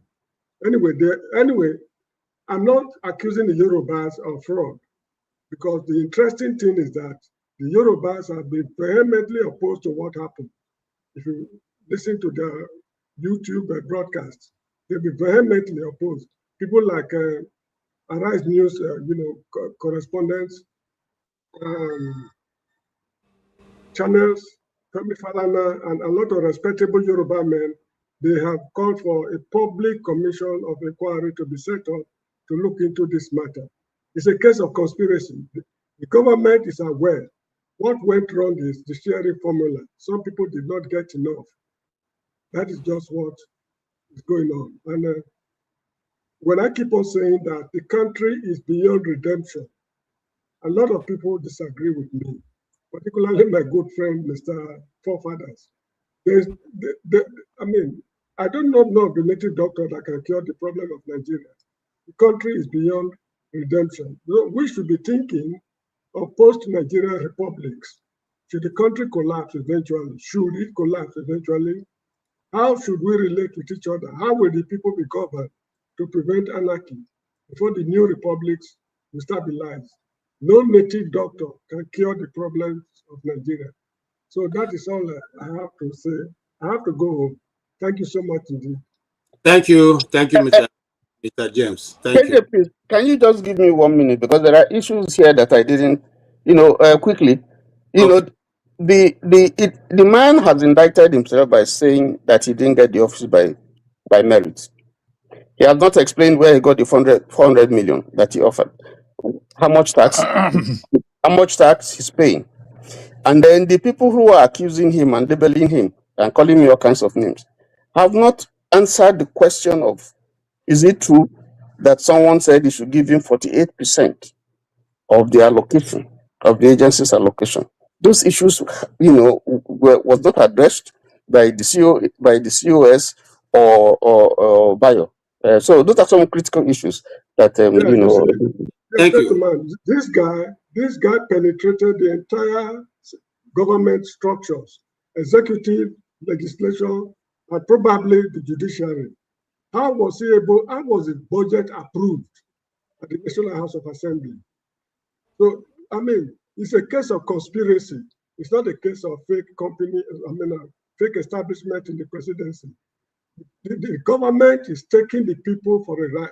And this is what we know that has come out. What about the other terrible things that are happening? These people have borrowed heaven and hell from overseas banks. What are they doing with the money? They've never disclosed it to you and me. The only promises was the better tomorrow. Assuming the tomorrow did not come, what should we do? So this is the time for us to think of post-Nigerian republics. Thank you so much. I agree with you. Thank you so much. And I'm coming to Ovie. Thank you also, Tony, for that input. Ovie, you know how Nigeria operates. The Central Bank of Nigeria is a bank for only government activities. And nobody can walk in there and have an account. But this man walked in there and have an account. He has had meetings with the Senate. He has had meetings with the Senate, the Deputy Senate Speaker of the House, Godwin, whatever his name is. What is his name? The number 6 man. No, the number 6 man, Benjamin Kalu. He had meetings with the EFCC chairman. He had meetings with, ministers and ambassadors and, almost everybody that you call everybody in Nigeria. And he goes there with his team. He doesn't go alone. He goes there with his team. And to make matters worse, this man's office is in the Federal Secretariat. The Federal Secretariat that houses only government functionaries. Tell me, Odvie, whilst you're thinking of answering that question, I want to go back in history and ask you, is it a repeat of history? Because in 1989, Augustus Ihomo was also involved in this kind of scandal with one Mohammed Bashir, who accused him of asking for 40% of the total cost of the budget of what the I can't remember the name of the oil firm now, that the Pan African oil something.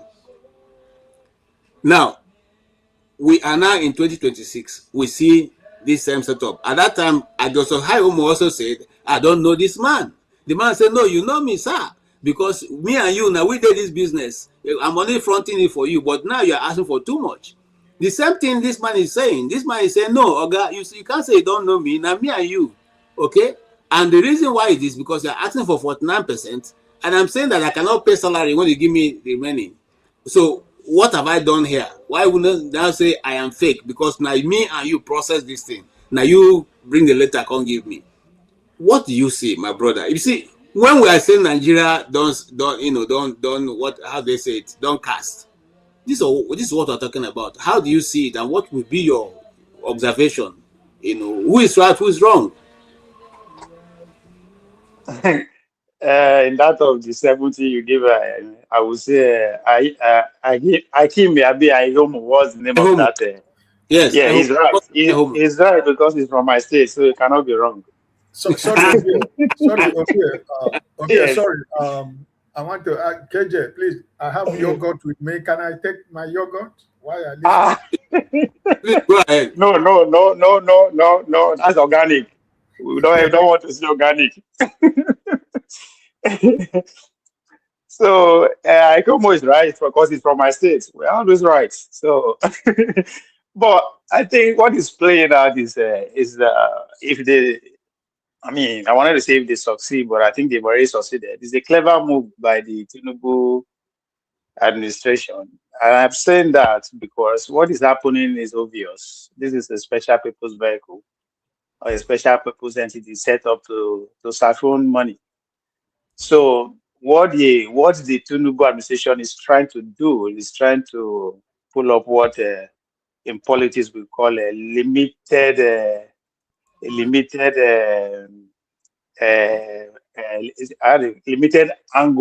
handover maneuvering. What means is that they are trying to manufacture a different narrative to substantiate the bigger picture.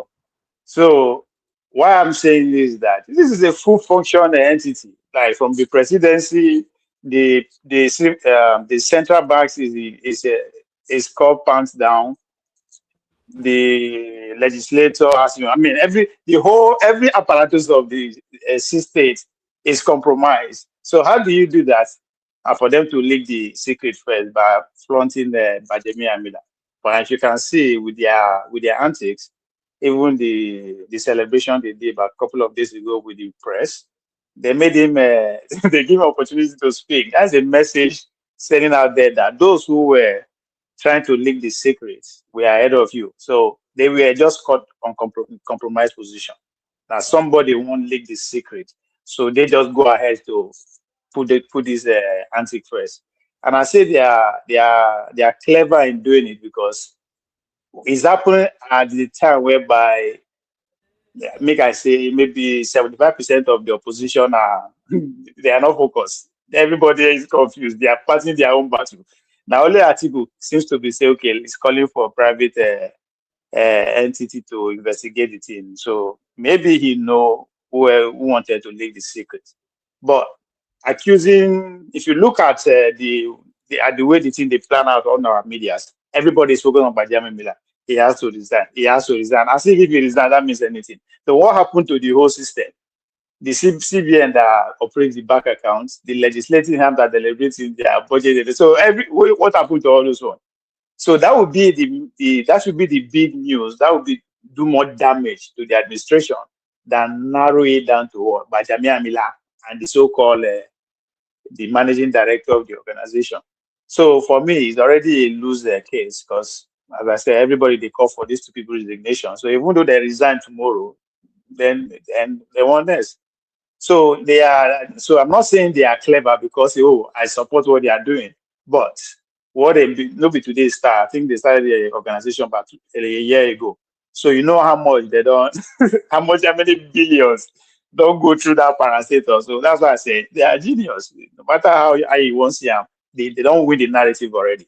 If everybody that is concerned is calling for Benjamin Miller to resign, that means it's a lose-lose case for the Nigerian people. But as again, I'm not surprised. Not them.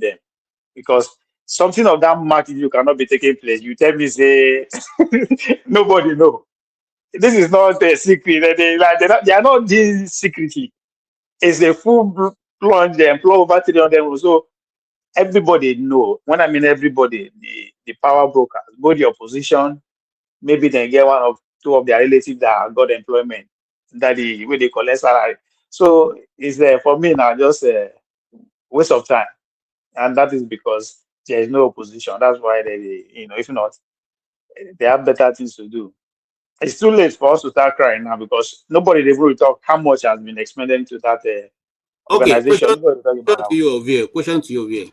How many other fake agencies are out there in the federal secretary we're not aware of? Oh boy.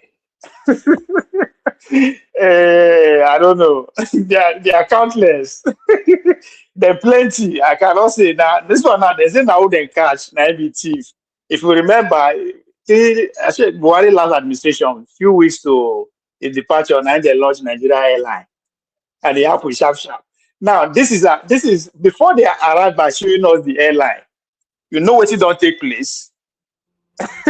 So there are most special purpose vehicle or entity out there that we don't know. That one I just federal, includes with federal now. There are some that are happening under parastates as we go. Okay. All right. So, KJ, sorry, I beg, no vex. I think that what Nigeria should have done is to give this man an award. Because if he's able to beat all this thing, they should give him a GCON or whatever. Because we need talents like this. If he can maneuver his way through all these organs and institutions, he must be a genius. I think we need really to use him. is that a genius or we have compromised opposition? Because there's no way they can tell me they don't know about it. You and that's Tony. I seem to default to what Ovie said, because you know something. Even if all these other agencies are beaten, let's assume they were beaten. The central bank is supposed, yes, is forensically look at every document that you send to them, and they could not do this on this case. No, there must be an insider, but maybe Solar will have a better understanding. He may have one of his uncles who is inside, and he will tell us how is it done. So Solar, are you aware that this has been going on? I didn't even bring it to our notice. Sincerely, can you hear me? Yes, very clear. Sincerely, I was really pissed off that I was really angry that I wasn't included in the deal, because I was readily available, to also be part of it, because I mean it's a national cake.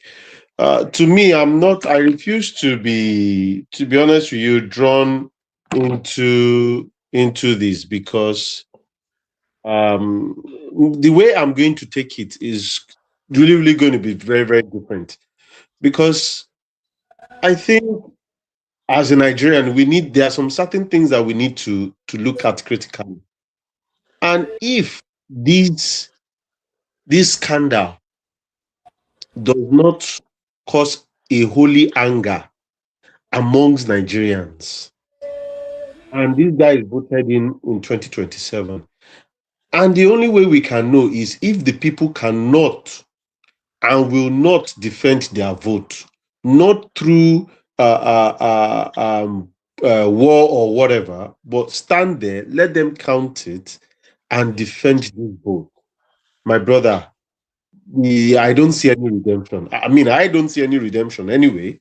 And that's where I'm always against forefathers. So I think it is wrong. And like you guys have alluded, there is no way. And I mean, I was listening to Charles, he say, or something from Arise TV, and when he invited 3 people, and even the APC guy that he invited, the guy could not even, his word doesn't make sense. He couldn't defend it because it's indefensible. Just button. My wife was asking me, is this APC guy a small boy that doesn't know how to talk? I said, I don't know. She are hearing him. That's just the point. He So couldn't even defend it. Yeah. You know, and you look at it, and even Charles was really, really angry. I mean, the way he was talking, he just moved away from him. And we need to all look at this and say, look, if this thing happened, and everybody knows, even there was a guy that I think the NDC guy even said, even Arise News cannot open an account with CBN of Nigeria. Yes. Because it's government parastatal, and somebody, a ministry or whatever is called, open an account with CBN, and you guys are claiming that, oh, because they exposed him and he was part of the budget. I'm sorry, this is a scandal that should be able to send the country, the president out straight away. What brought Keir Starmer out is not far-fetched. It wasn't that maybe there was the only scandal, majority of the scandal was tied to Epstein. I mean, it is absolutely preposterous. The only way this thing can happen is either it's happening in Nigeria or more or less is currently happening under Donald Trump currently. So that's the only two places I know that it will happen, and more or less they'll go away with it. And any other fascist or more or less, dictatorship countries. So, but for me, I believe Nigerians should look at this and take away all ethnicity bias. I think the other man that was talking about, countries and stuff, he made some very, very good points in which I agreed. That if we don't move from this ethnicity, this religiousness, and I find it absolutely annoying. I'm sorry. I mean, it's not simply because of Pastor Adebo. I'm a Christian, but I'm not those kind of Nigerian brainwashed Christians. I mean, how can you even... Pastor Adebo was saying Donald Trump is my friend. Donald Trump don't like you. He hates the God of the blacks. He hates Nigeria. He hates Africa as a whole. Because you're in the US, you are saying, oh, Donald Trump, my friend Donald Trump. And I look at him and I said, Baba, do you even know what you're talking about?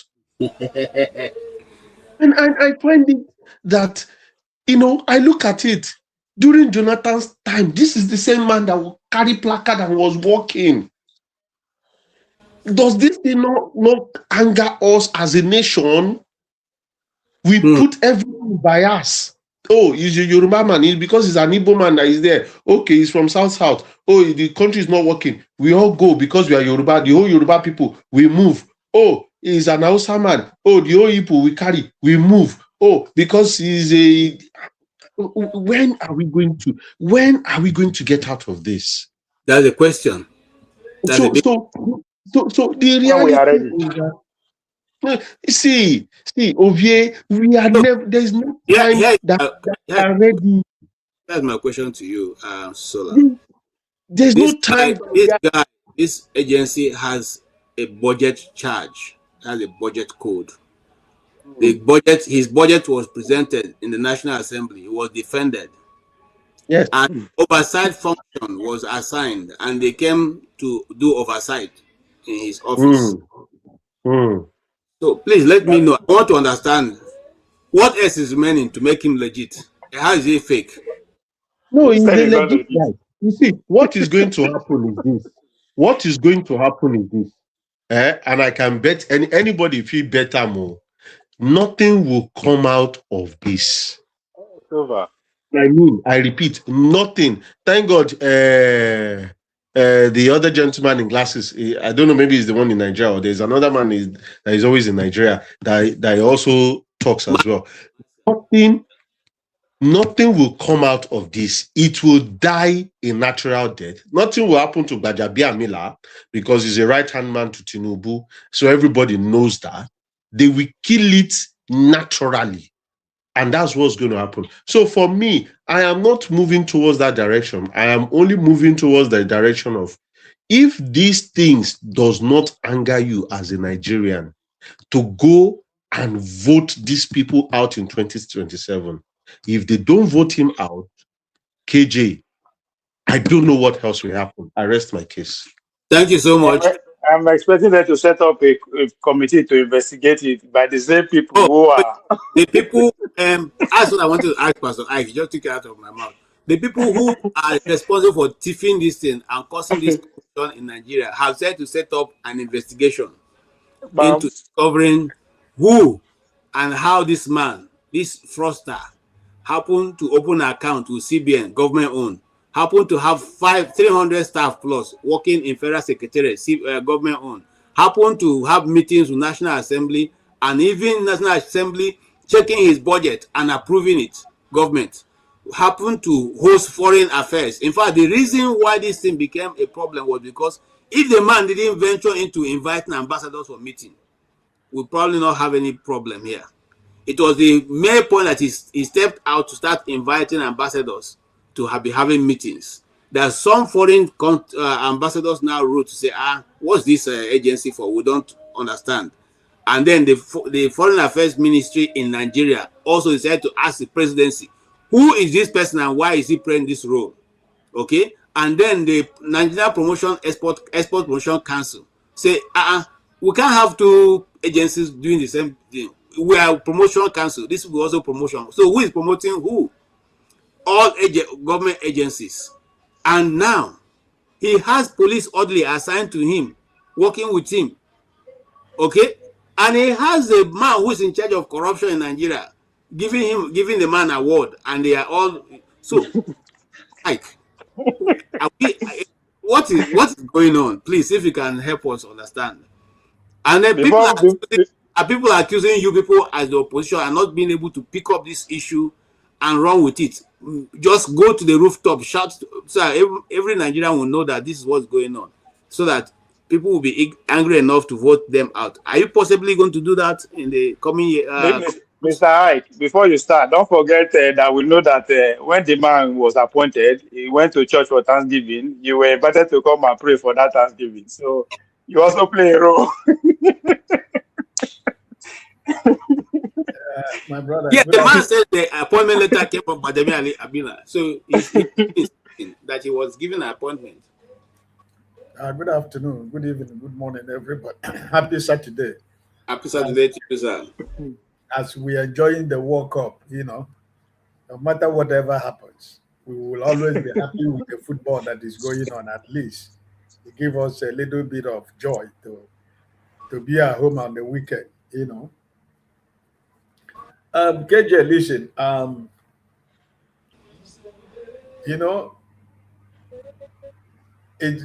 one of the things that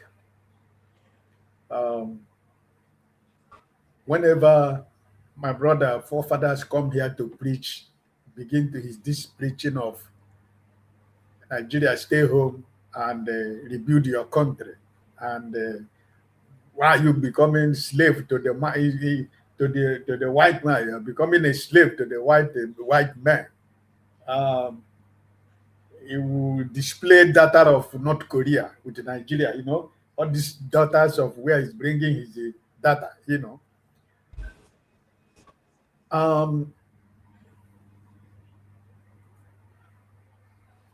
You see,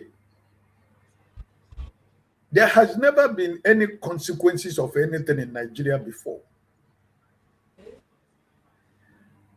We are talking about Wajabia Mila. How about the Speaker of the House of Representatives and the Deputy Speaker? How about the President of the Senate and the Deputy President of the Senate? How about like Tony said, the Appropriation Committee of the House of Rep and the Senate? How about the oversight of the House of Rep and the Senate? How about the people at the Central Bank? How about the AFCC? How about the presidency? How about the budget office? Listen, this is a net. This is a net. When you go to the ocean to catch fish, you throw the net. The net catch every department of the existence of Nigerian government. And we're talking about only Bajamia Amila, whatever they call him. In his own case, he has always been corrupt. Remember when he was wanted in the US? listen,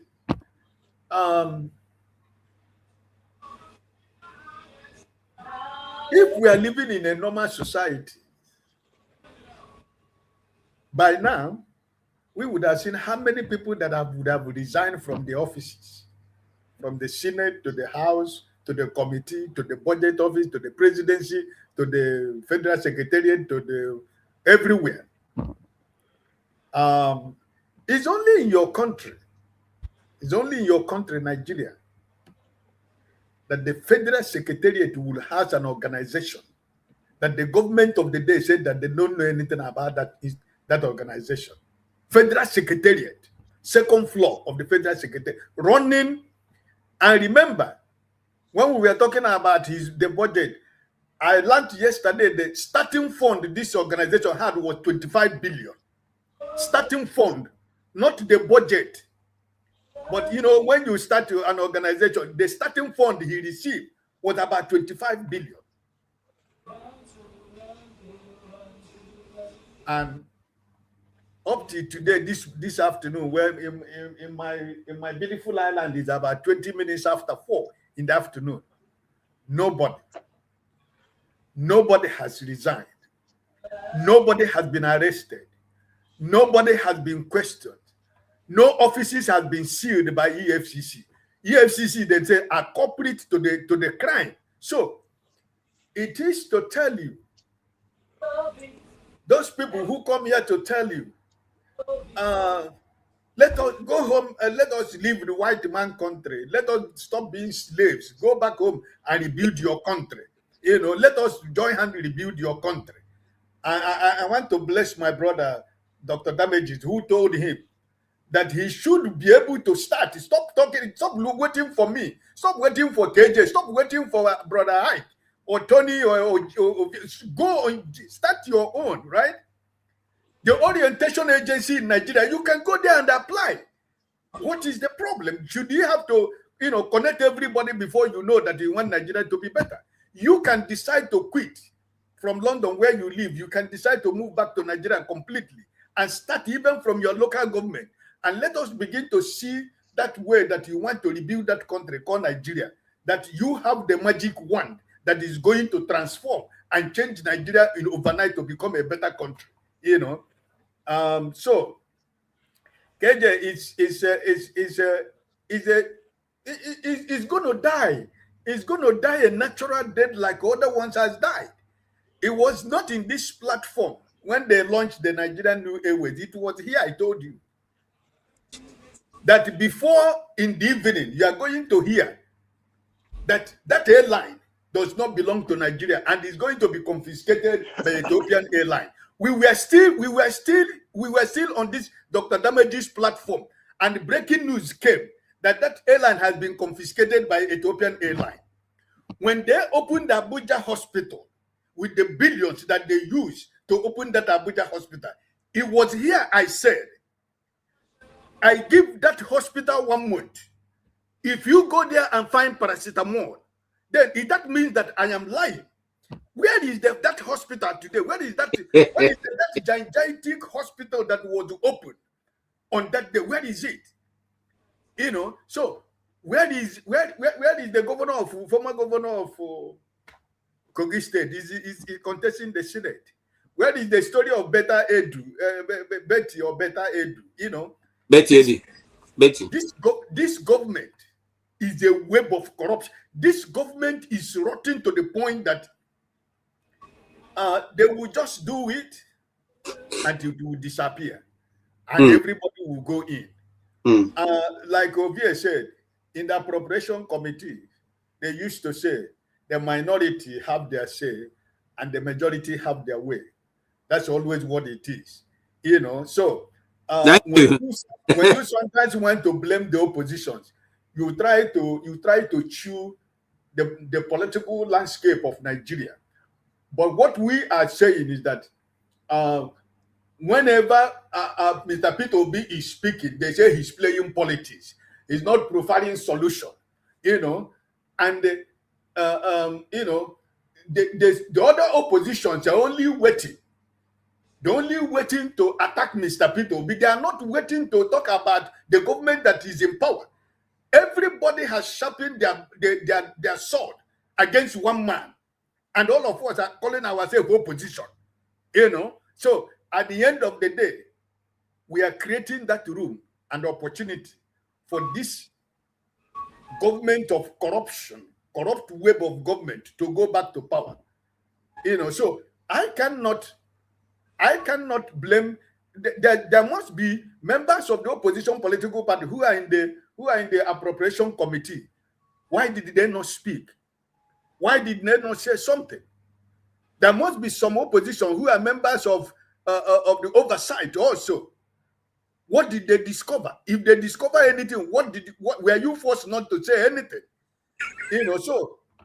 Thank you, Mr. Ike. I agree with your submission totally. I don't know why they have to wait for, has P2B become the headmaster of Nigeria, that he must have to speak before the rest of them speak. They make it look as if he's the only one who's supposed to be speaking if there's something to be spoken about, which is not right at all. And so I don't hold him, I don't fault him. And truly, I want to agree that the whole setup is now to make sure that P2B don't have a platform. So if I were him, just the way he's playing is the same way I will play. I will think of when I should say and what I should not say. But I don't think that so far he has done badly. He has done very well as far as I'm concerned. And on this issue, we're going to just finally round up. You give us your final thoughts so we can quickly move off to forefather. Mr. Tony, tell us in 2 minutes, what's your stake? I mean, we didn't talk about Papa Adeboye. I deliberately left that for forefather to come and talk about. Not because it's not. It's I'm between the devil and the blue sea. You know why I say that? I not one of his sheep, but I respect the man.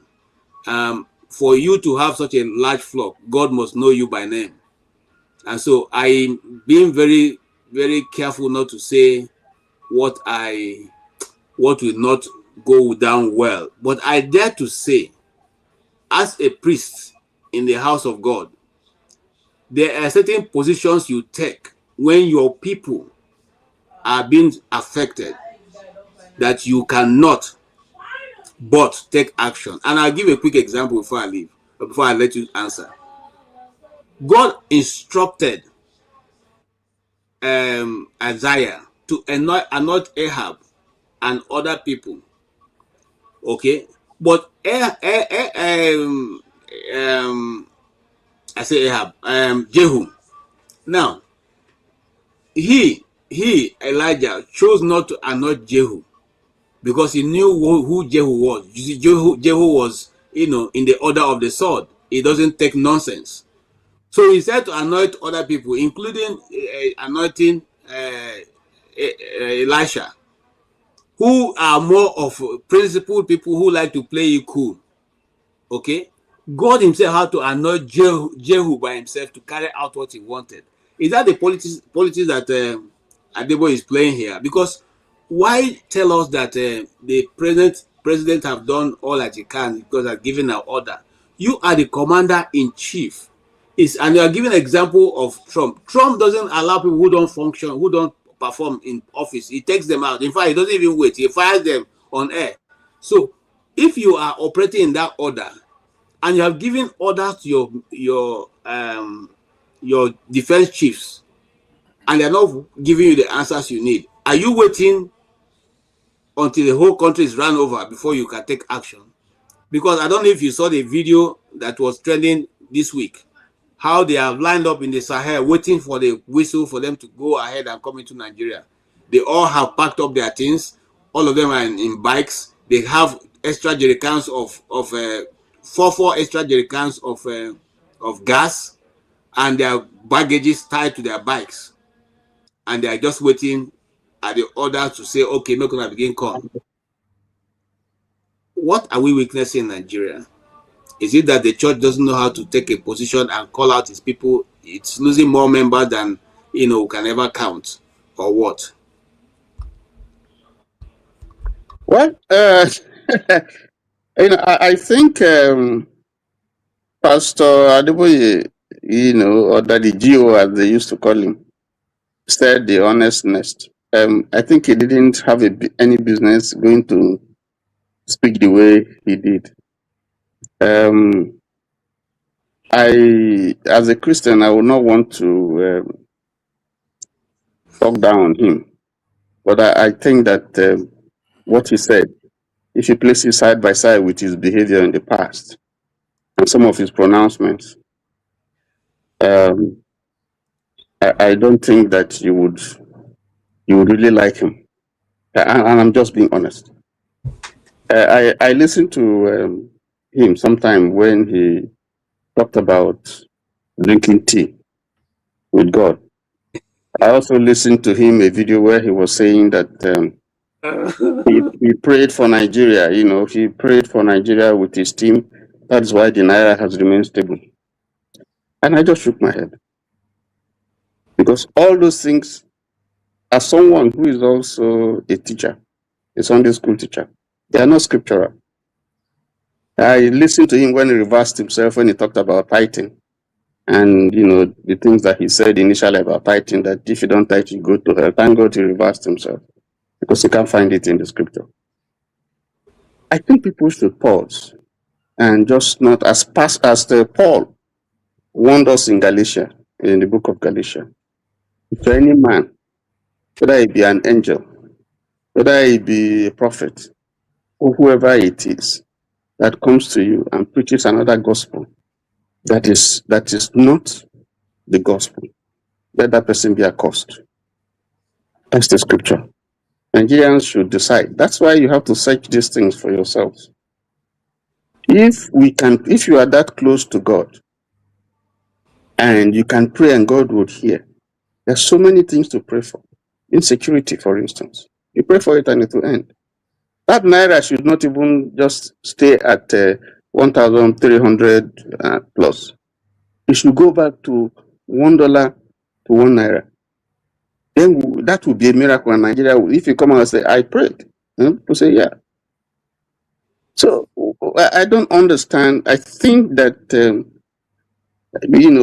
for many people, his reputation, he just rubbish his reputation among so many people. We have to say the truth sometimes. Paul called out Peter when he was doing anyhow. He called him out. So when our ministers are doing stuff, that you have to call them out, that this is not the way.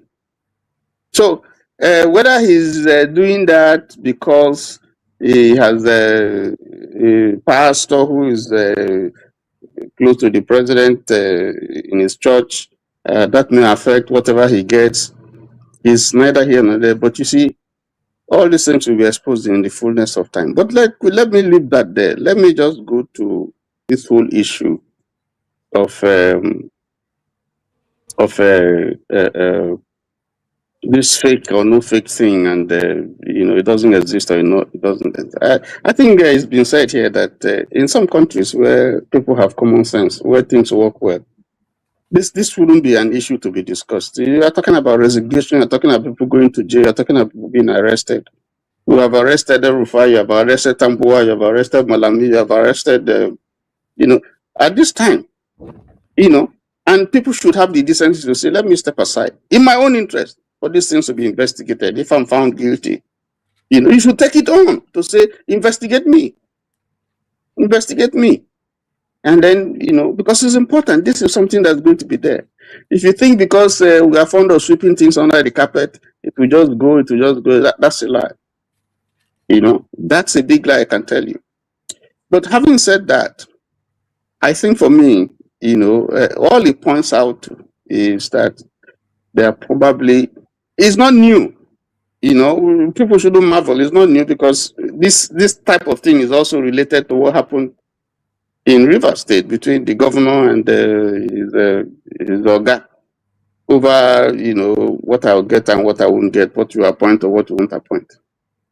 And elsewhere, I don't want to mention that place. We also know that it happens there, and the governor had to lose, couldn't go back to second term because of what you should give me and what you shouldn't give me.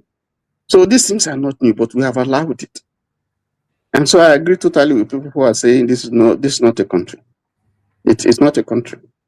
And sometimes I tend to agree with James that boy, I think we should just find another way to end thanks of Israel. That's my contribution. Thank you so much. Oh yeah, yeah. What do you say? And I think within the happen, especially this week, is revealing. You know, when people like me talk about the system, you know, people that don't understand say we are conspiracy theories. You because now they make us focus on Tinubu. Oh, we don't know who he is. He's a drug dealer. This. But in the midst of all that, a full ministry was established. That says a lot about the man in charge. That means he's totally in control of the system. You overwhelm the system for something like that to be happening at every level.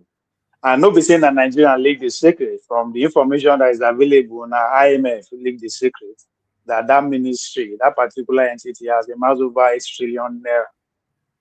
So now, when we talk about system, we talk about not just the people who vote for, even the captain of industry, all these billionaires and Dangote, the bureaucrat operators, all these way, the head of this, head of that, they all work in sync.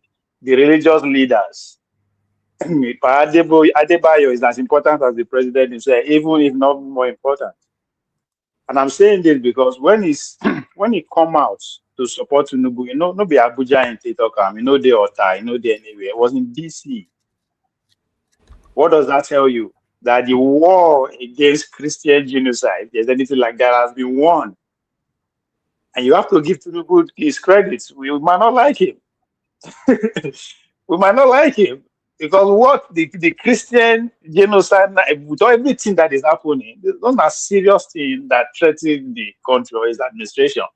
But for some reason, he held it together. However, we don't know the agreement way inside. However, detrimental is that. But one thing is that he keep everything steady going. So for it to take an outside whistleblower to bring this up says a lot about how much of a control he has over the system.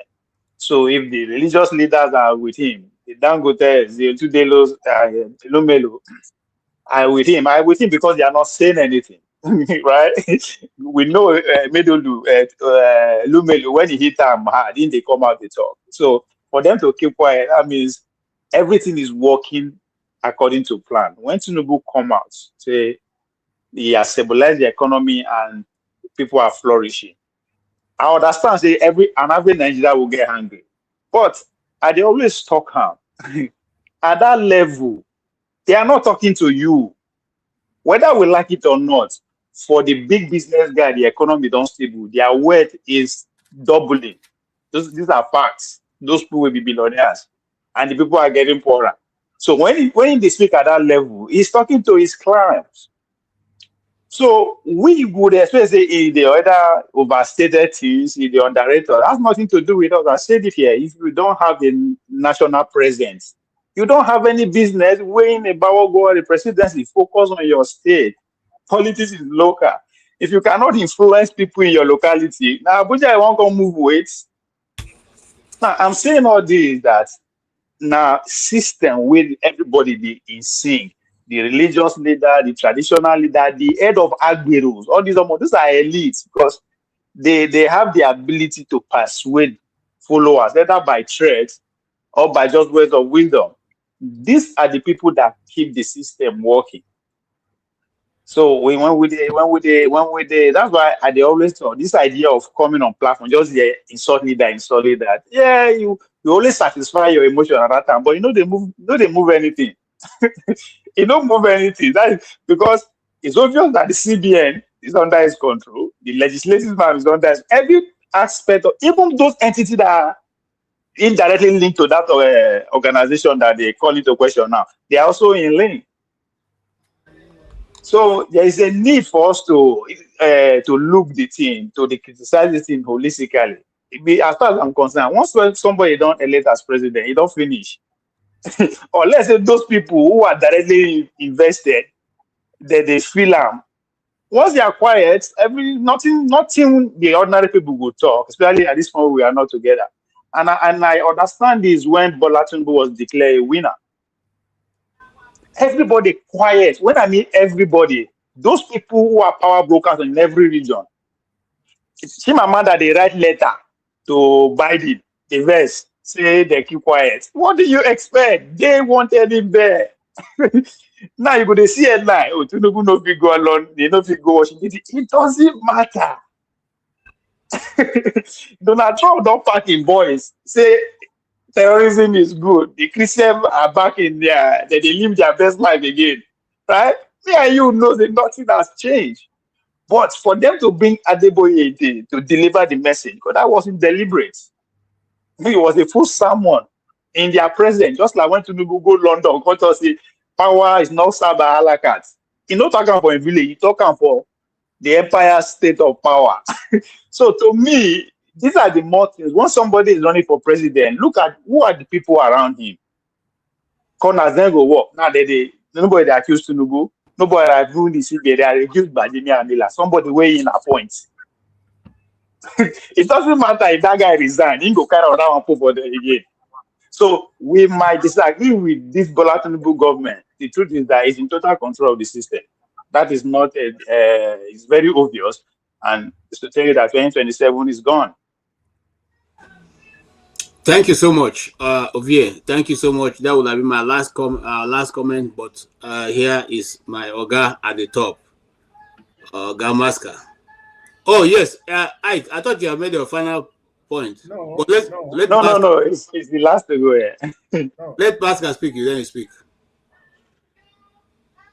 Yes, Pascal can't hear you. You are muted. Well, if you are going KJ, no wahala, let Mr. Ike speak. Most of the topics, I'm not a big deal on it. I just wanted to wish America well.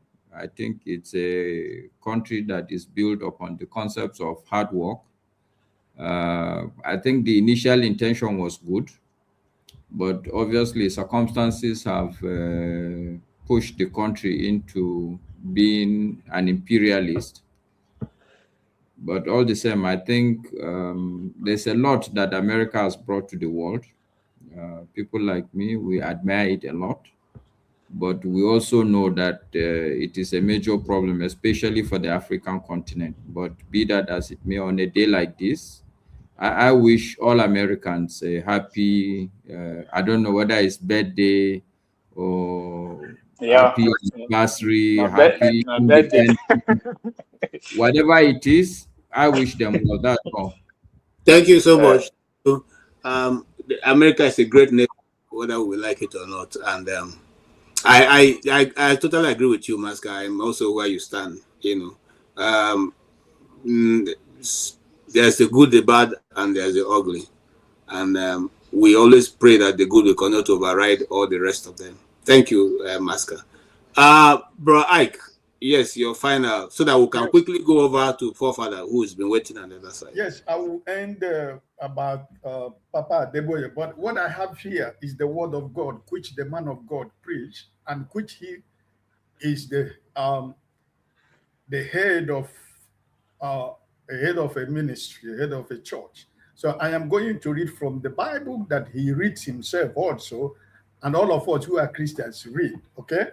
And I'm going to read from Jeremiah chapter 23, and I'm going to start from verse 20 to 24. That's where I'm going to end.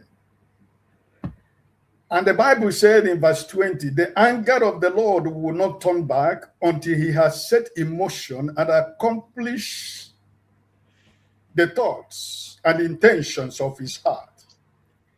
In the last days, you will clearly understand it. I did not send these counterfeit prophets, yet they ran. I did not speak to them, yet they prophesied. But if they had stood in my counsel, then they would have caused my people to hear my word then they would have turned my people from their evil way and from the evil of their decisions and deeds. I am God who is at hand, says the Lord, and not a God far away. Can anyone hide himself in the secret places so that I cannot see him, says the Lord? Do I not fill heaven and the earth, says the Lord?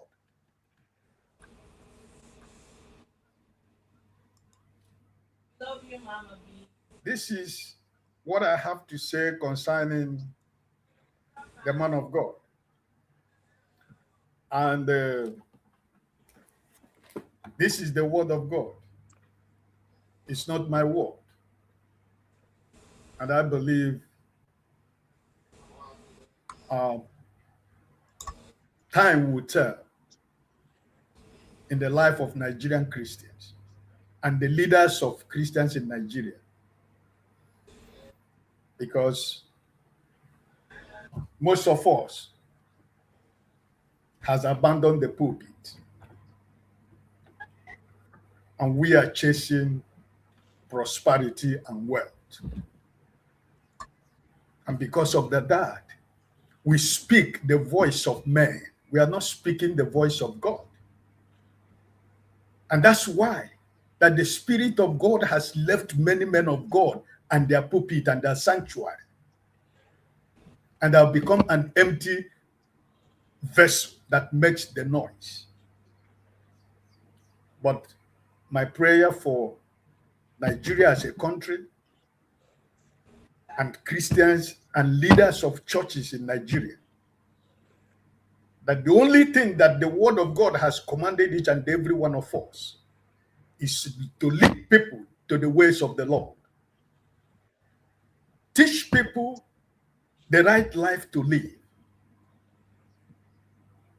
But I pray that God on his own, because he said he's not far from us. And he says that, is there any of us here who can hide from him? Is there any secret place in your house, KJ, where you can say you are going to hide that God is not going to see you? No, because he's everywhere. He's here even as we are talking now. So I wish America happy Independence Day. It's a blessed country. And like you said, there are the good, the bad, and the ugly. But always the good will overtake the evil. You know, that has always been our prayer. And I believe that I pray that the day shall come when Nigeria, that the good will be able to overcome the evil so that we can call it our own country. God bless you. Okay, thank you so much. Thank you. Over the removing can't wake up. Thank you so much.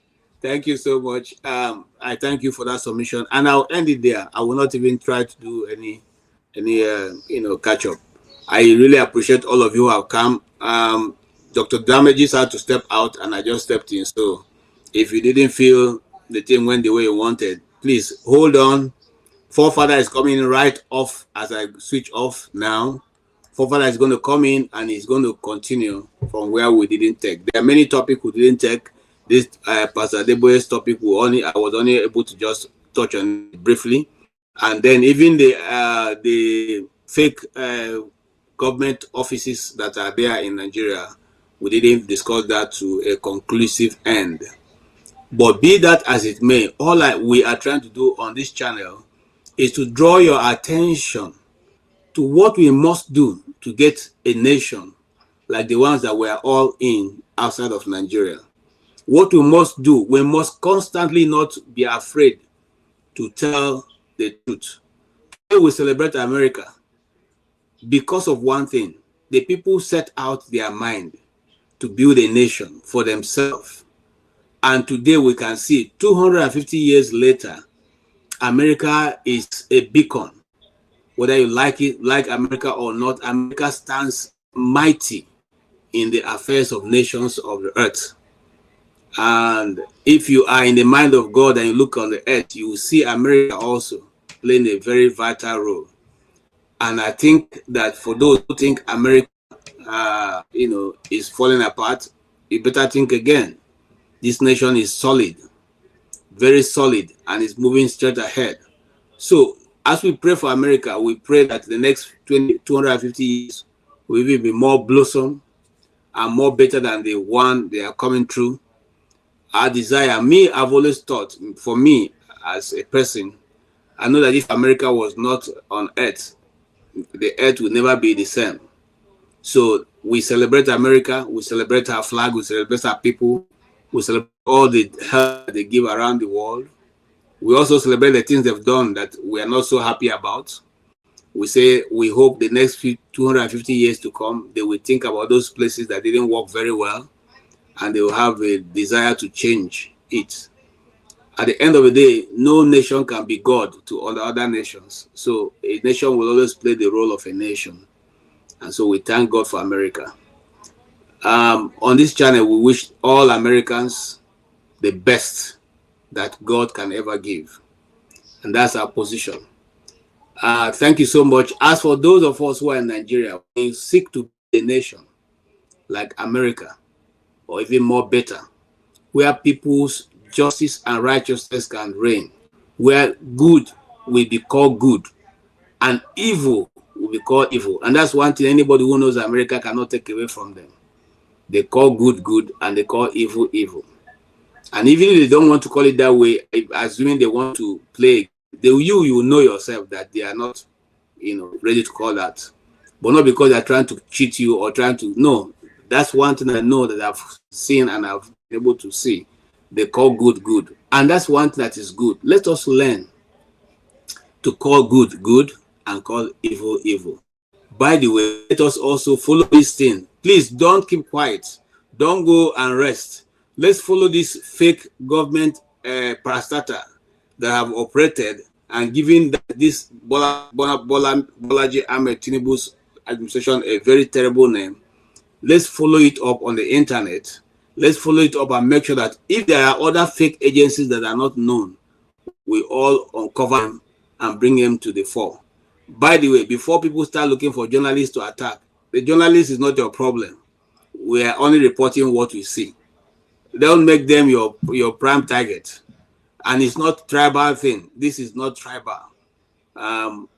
This is what we have found, seen ourselves, where we have found ourselves in this time of our nation building.